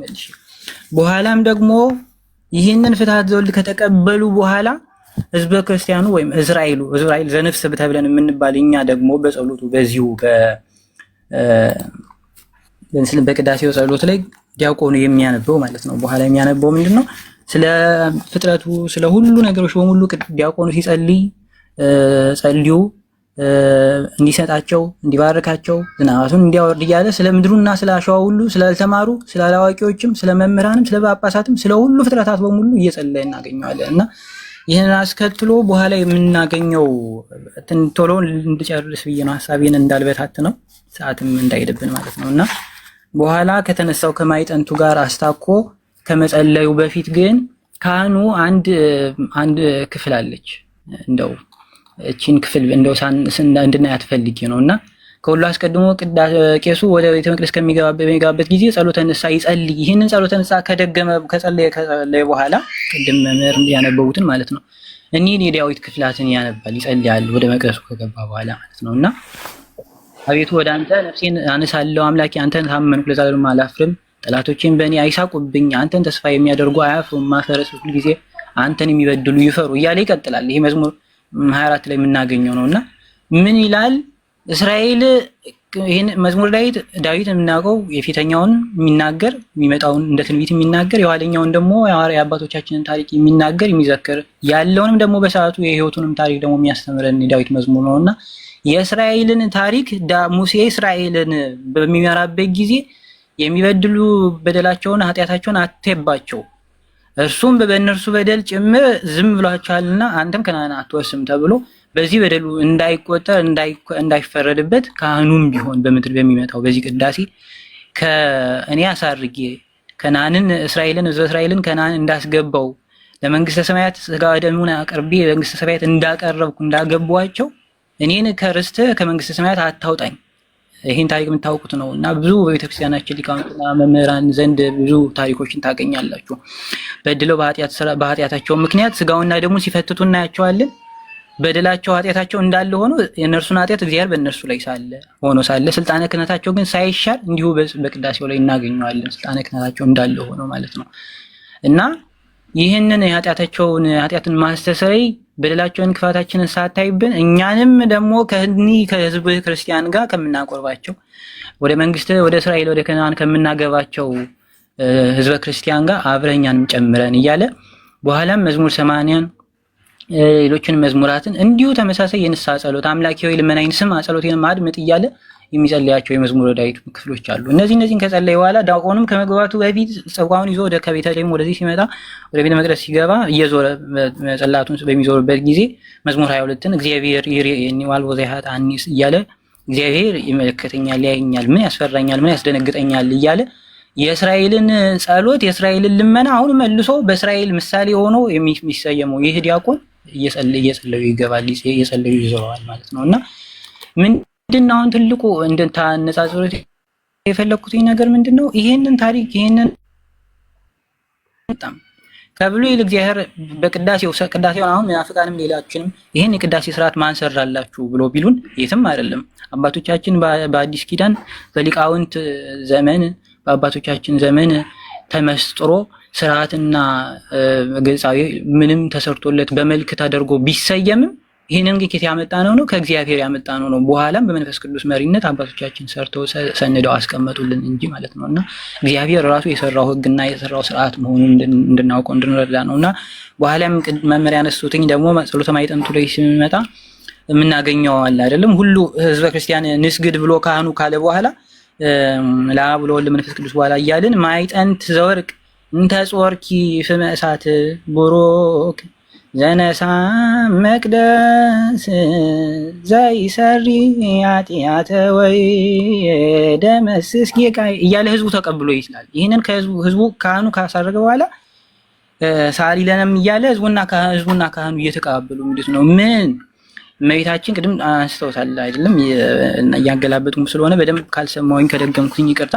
ምንድነው ይህንን ፍህም እሳት የሆነ የተሸከምሽ በማይፀንሽ የተሸከምሽ እመቤታችን ፍህም ካህኑ የያዘው ማይፀንት ውስጥ እንዳለው ፍም ያንን ፍም የተሸከምሽ እመቤታችን ነሽና ያንን የሚያርገውን ደግሞ ዕጣኑን በጸሎታችን እንዲያሳርግልን እግዚአብሔር አምላካችን ካህኑን በካህኑ ጸሎት በካህኑ እጅ ያሳርግልን ዘንድ እንለምንሻለን እያልን በኋላ ሌሎች ክፍሎች አሉ። በሌላ ቀን እንግዲህ መምህር በረከት ይገቡበታል ይቀጥሉበታል ብዬ አስባለሁ። እንደው ሐሳቤን እንደው ዝም ብዬ ከማልፍ ብዬ ነው። ባጎደልኩኝ መምህራንም ስላላችሁ በመምህራን ፊት ማጥፋት ጥሩ ነውና ትጨምሩበታላችሁ፣ ታስተምሩኛላችሁ። በሌላ ጊዜ በሰፊው እንገናኛለን። መምህር ሰላም፣ እግዚአብሔር ከሁላችን ጋር ይሁን። ቃልዎት ያሰማልን ወንድማችን። ያው የመጽሐፍት ምስጢር ብዙ ነው። እንግዲህ ቅዱስ ጳውሎስ ስለ ክርስቶስ ማዳን ስለ መስዋዕቱ ሲያወራ ሙሴን ያነሳል፣ እነ መልከጼዴቅን ያነሳል፣ ብዙ የብሉይ ኪዳን ሰዎችን ያነሳል። ከነሱ ጋር ሁሉ ተያይዞ የሚተረጎም ብዙ ነገር ይኖራል እና በጣም ጥሩ ነው። ተጨማሪ ነገር ነው የሰጠን ወንድማችን። እንግዲህ ነገራችን እንዳይሰፋ ብንጠቀልለው አይሻልም? ሰላም ነው። ትምህርት ሲበዛ መምህር ግሩም ጤና ይስጥልን። አብሮ ይስጠን። ሰላም ለእናንተ፣ እንዴት ናችሁ? እግዚአብሔር ይመስገን። ተከታትለውናል የተነሳንበትን ርዕስ። አይ ብዙም አልተከታተሏችሁም፣ ሳያችሁ ነው የገባሁኝ። ለማንኛውም ሰላም ልበላችሁ ብዬ ነው። እንደዚህ በሌላ ጊዜ እመጣለሁኝ። ጥሩ። የቅዳሴ ጉዳይ ነው እየተነጋገርን ያለ ነው።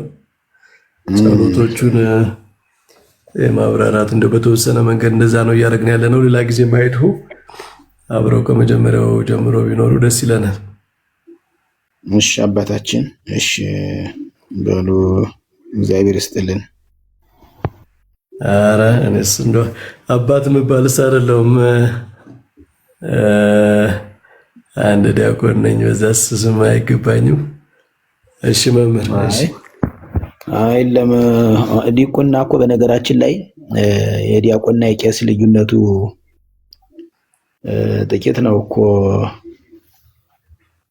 ሁሉም በአንድ ብሮተ እድ ነው የሚሾሙ፣ ዲቁናም ቅስናም። ያው ምናልባት ዘአሰርከና ዘፈታይ ከሚለው ካልሆነ በስተቀር እናንተ ዲያቆናት ንጹሐን ሁኑ ክርስቶስ በመጣ ጊዜ ድፍረት እንዲሆናችሁ አይደል ያለ ቅዱስ ጳውሎስ። ድፍረት እንዲሆናችሁ ማለት ንጹህ ሰው ደፋር ነው። ምክንያቱም የሆነ ነገር ቁስል ከሌለበት የሚያስፈራው ነገር የለም። እና ሲዲ ዲያቆናትም ያው ፍጹም ምስጢራትን ጠባቂና ተላላኪዎች በጣም ፈጣኖች የሚላቸው እና ቅዱሳን የሆኑ አይደል የሚላቸው። እና ስለዚህ ዲቁናም ማለት የእግዚአብሔር ስጦታ ነው። ማንም ሰው ዲያቆን ሊሆን አይቻልም። በጉልበት አይሆንም። ያው ያለ እግዚአብሔር ፈቃድ በጉልበት የሚሆን ነገር ስለሌለ ነውና ዝቅ አያድርጉት ብዬ ነው የኔታ። ያው ኧረ ዝቅማ እንዴት ይሆናል? እንደው አባት የሚለው ለካህናት ይሻላል በማለት ነው እንጂ ዲቁና ትልቅ የነ ቅዱስ እስጢፋኖስ አገልግሎት አይደል? ወልድ ይነብር በየማነ አብ ብሏል። ወልድ በአብ ቀኝ ተቀምጦ አየሁት ነው ያለ የተወገረበትም ያድል። ለማንኛውም ሊቀ ሊቃውንት ወጡ እንዴ? ምንድን ነው እንትናቸው ተወዝኗል?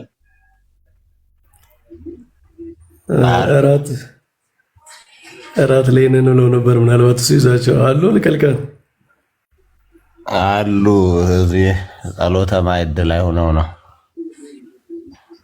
በረከት ወታ ይለኝ የማዱም የምኑም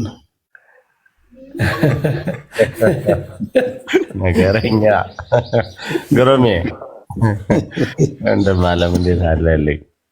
እግዚአብሔር ይመስገን። እንኳን አደረሳችሁ። የአዲሳት ጓደኛ ወንድሜ ነው መምህራን። አዲሳት ባህር ዳር የአንድ አባት ልጆች ነን። አሁን ደግሞ እዚህ ሰፈር ነን። ልክ ነው። እውነት ነው። ሊቀ ሊቃውንት ያው እንግዲህ እዚህም አዲስ አበባ መጡ፣ ቀጠሉበት ትምህርት አግለበለቡት። የቀረ ነገርም የለም። ሙከራ ነው እሱ እንኳን እንዳለ ይሁንና፣ ለማንኛውም ሰዓት እንዳንሻማይ ብዙዎቹን እያለቀ እያለ ነው። በሉ እኔም ልተኛ። በሉ ሊቀ ሊቃውንት መቼ ነው ግን ኦንላይን የምትሆኑ? ዓርብ በዚህ ሰዓት አለና በሳምንት አንዴ ነው እንዴ? በሳምንት አንድ ቀን ዓርብ ነው ያለና ማታ 2 ሰዓት እነ መጋቤ ብሉ አይምረስ አሉ ይመጣሉ። ማክሰኞ እኔ ቤት ያለው አለ፣ ያ የኔ ቤቱ ፕሮግራም አለ። ዓርብ ደግሞ ይሄ ከ2 ሰዓት ጀምሮ ይከፈታል። ኦኬ። ሰኞ ማታ ነው። ማክሰኞ ማታና ዓርብ። ኦኬ። መልካም። እንኳን አደረሳችሁ። ለማንኛውም በረከታችሁ አይለይ። አሜን። ወንድም አለ ሰላም ይደሩልን። አሜን። በረከታ አይለየን። ደህና ይደሩ። አሜን። ሁላችሁ ሰላም ነው። ሰማን። እሺ። ስለዚህ ጠቅለል ለማድረግ ዛሬ የተነጋገርንባቸው 2 ጸሎቶች ናቸው። ጸሎተ ማነው ፍትሐ ዘወልድና ከዚህ ከዕጣን ጋር የተያያዙ ጸሎቶች፣ ጸሎተ ዕጣን እና እንደዚሁ ምስጋናዎች፣ በዕጣን የተመሰሉ ምስጋናዎች እመቤታችን በማይጠንት በማተኛው ጌታችንን ደግሞ ራሱን መስዋዕት አድርጎ ያቀረበ የተወደደ ዕጣን እሱ ነው የሚለውን ምሳሌውን እሱን አይተናል። እንግዲህ የሚቀጥለው ሳምንት ወደ ንባባቱ ነው የምንሄደው። ቅዱስ ጳውሎስ መልእክታት፣ የሐዋርያት ሥራ፣ ወንጌል፣ ምስባክ አለ አይደለ? የትምህርት ክፍል እነሱን እናያለን። ዲያቆናቱ የሚያነቡበትን አቅጣጫ፣ መጽሐፍቱ እንዴት እንደሚመረጡ፣ ይሄ ግሳዊ ንባባት የሚወጡት እንዴት እንደሆነ እናያለን። ደግሞም ጸሎቶች አሉ። ትምህርት እኛ ጋር በጸሎት ታጅቦ ነው የሚደረገው። እያንዳንዱ ምንባባት መጀመሪያ መነሻ ጸሎት አላቸው፣ በኋላም መዝጊያ ጸሎት አላቸው። እነሱ ውስጣቸው ጸሎቶቹ ምንድናቸው የሚለውን እናያለን። ይሄ በጣም ጠቃሚ ነገር ነው። ምክንያቱም እኛ ቤተክርስቲያን ውስጥ የምንሰማው ትምህርት እየጸለይን የምንሰማው ነው እና ትምህርት ብቻ እውቀት ብቻ አይደለም። እግዚአብሔር ልባችን እንዲከፍት ለወንጌል እንዲያዘጋጀን ትምህርቱን ልባችን እንዲቀበል ከጸሎት ጋር የሚደረግ በጣም ድንቅ ስርዓት ነው። እሱን እናያለን። የሚቀጥለው ሳምንት እንግዲህ እግዚአብሔር በሰላም ያድርሰን። ሊቀ ሊቃውንት በጸሎት ይዝጉልንና ወደ ደጀ ሰላም እንሄዳለን። እሺ።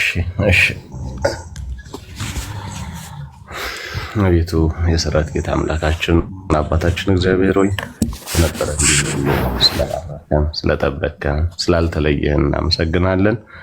አምላካችንና አባታችን እግዚአብሔር ሆይ በሸርነት በረድኤት ተጠብቀን ዘንድ ለሀገራችን፣ ለሕዝባችን፣ ለቤተክርስቲያናችን ጽኑ ሰላምና መረጋጋት እንድታደልልን ያዘኑ በመከራ ውስጥ ያሉ የተጨነቁ ወገኖቻችንን መጽናናትን፣ መረጋጋትን፣ ሰላምን አድልልን። የታሰሩትን አስፈታልን። የሞቱትን ነፍሳቸውን ማርልን። በስደት በምርኮ በሰው ሀገር ያሉትን በሰላም ወደ ሀገራቸው መልስልን። ከእናት ቤተክርስቲያን ከተዋሕዶ ሃይማኖታቸው የተለዩ ወገኖቻችን ወደ እናት ቤተክርስቲያን ወደ ተዋሕዶ ሃይማኖታቸው መልስልን። ከቅዱሳኑ አባቶቻችን እናቶቻችን ረድኤት በረከት ያሳደርብን ዘንድ የቅዱሳን አባቶቻችን በረከታቸው ረድኤታቸው የጸሎታቸው ኃይል በእኛ ላይ እጥፍ ድርብ ሆና ታድርብን ዘንድ ያንተ ቅዱስ ፈቃድ ሊሆንልን ስለ እናታችን ስለ ቁራሪተ ማርያም ስለ ድንግል ማርያም ብለህ ትምረን ይቅር ትለን ትራራልን ዘንድ እንዲያልን ያውና ቅዱስ ስምን ስንጠራ ስማን። አባታችን ሆይ በሰማያት የምትኖር ስምህ ይቀደስ፣ መንግስትህ ትምጣ፣ ፈቃድህ በሰማይ እንደሆነች እንዲሁም በምድር ትሁን።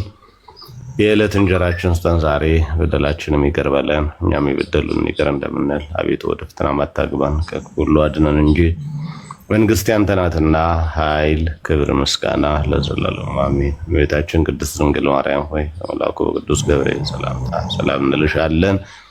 በሐሳብሽ ድንግል ነሽ፣ በሥጋሽም ድንግል ነሽ። አሸናፊ እግዚአብሔር እናት ሆይ ሰላምታ ላንቺ ይገባሻል። ከሴቶች ሁሉ ተለይተሽ አንቺ የተባረክሽ ነሽ፣ የማኅፀንሽ ፍሬ የተባረከ ነው። ጸጋን የተመላሽ ደስ ይበልሽ፣ እግዚአብሔር ጋር ነውና የተወደደው ልጅሽ ከጌታችን ከመድኃኒታችን ከኢየሱስ ክርስቶስ ዘንድ ይቅርታና ምሕረትን ለምኝልን ኃጢአታችንን ያስተሰርይልን ዘንድ ባንቺ ተማጽነናል ለዘላለሙ አሜን። ኦ እግዚእ ኢየሱስ ክርስቶስ ሠራየ ኃጢአት ስረይ ኃጢአቴ ወኃጢአተ ኩሉ ሕዝብከ እያወቅን ተደፋፍረን ሳናውቅ ሳስተን የሠራነውን ኃጢአታችን በደላችን ይቅር ይበለን። ማይሠራ ኃጢአት እግዚአብሔር ይፍታ። እግዚአብሔር ይባርክ። ሰላም እደሩ። አሜን። ይፍቱን ቀሲስ ቃለ ሕይወት ያሰማልን። ይፍቱን ቃለ ሕይወት ያሰማልን። አሜን አሜን። እንግዲህ ወደ ደጀ ሰላም ማህሌት ያደሩትን አስገባና አውቀኔው ሌላውን ወደ ደጀ ሰላም ነው። አሁን መምህራን በውስጥ አስቀምጡ ቦታ እንድታዩት ብዬ ነው። ቴክስቱ አራጋም ጋር መምህርም ጋር ዶክተርም ጋር ሊቃውንትም ጋር ከሊቃውንት ጋር ልክ ያለውኝና እንድታዩት ብዬ ነው ቴክስት የላኩት። ምንድን ነው የላከው? ቅድም መምህር ሲጠይቁኝ ስለነበረ በውስጥ ልላክለት። ኦኬ ሸጋ ነው። በረከት ዛሬ በቪዲዮ ተገልጧል። እስቲ እኛ ምን እንደምንመስል መጀመሪያ ቪዲዮ ነበርኩኝ እኮ መጀመሪያ ላይ መነሻ ሀሳብ በቪዲዮ እሱ ነው። በታይ ሰሞኑን እንዴት አይነት ብርድ መጥቷል መሰለህ? ይሰማል እንዴ ድምጼ? ሊቃውንት ጨፋ ይፍትኝ ባርክ ይሰማል? ሰምተናል። አዎ እግዚአብሔር ይፍታ፣ እግዚአብሔር ይባርክ። ሰምተናል። አዎ ይሰማል። ጉባኤው ተዘጋ እንጂ ተሰምቷል። አይ እሺ፣ አመሰግናለሁ። ሁላችንም ሰላም ብያለሁ። ከታችን ከላይ ያላችሁ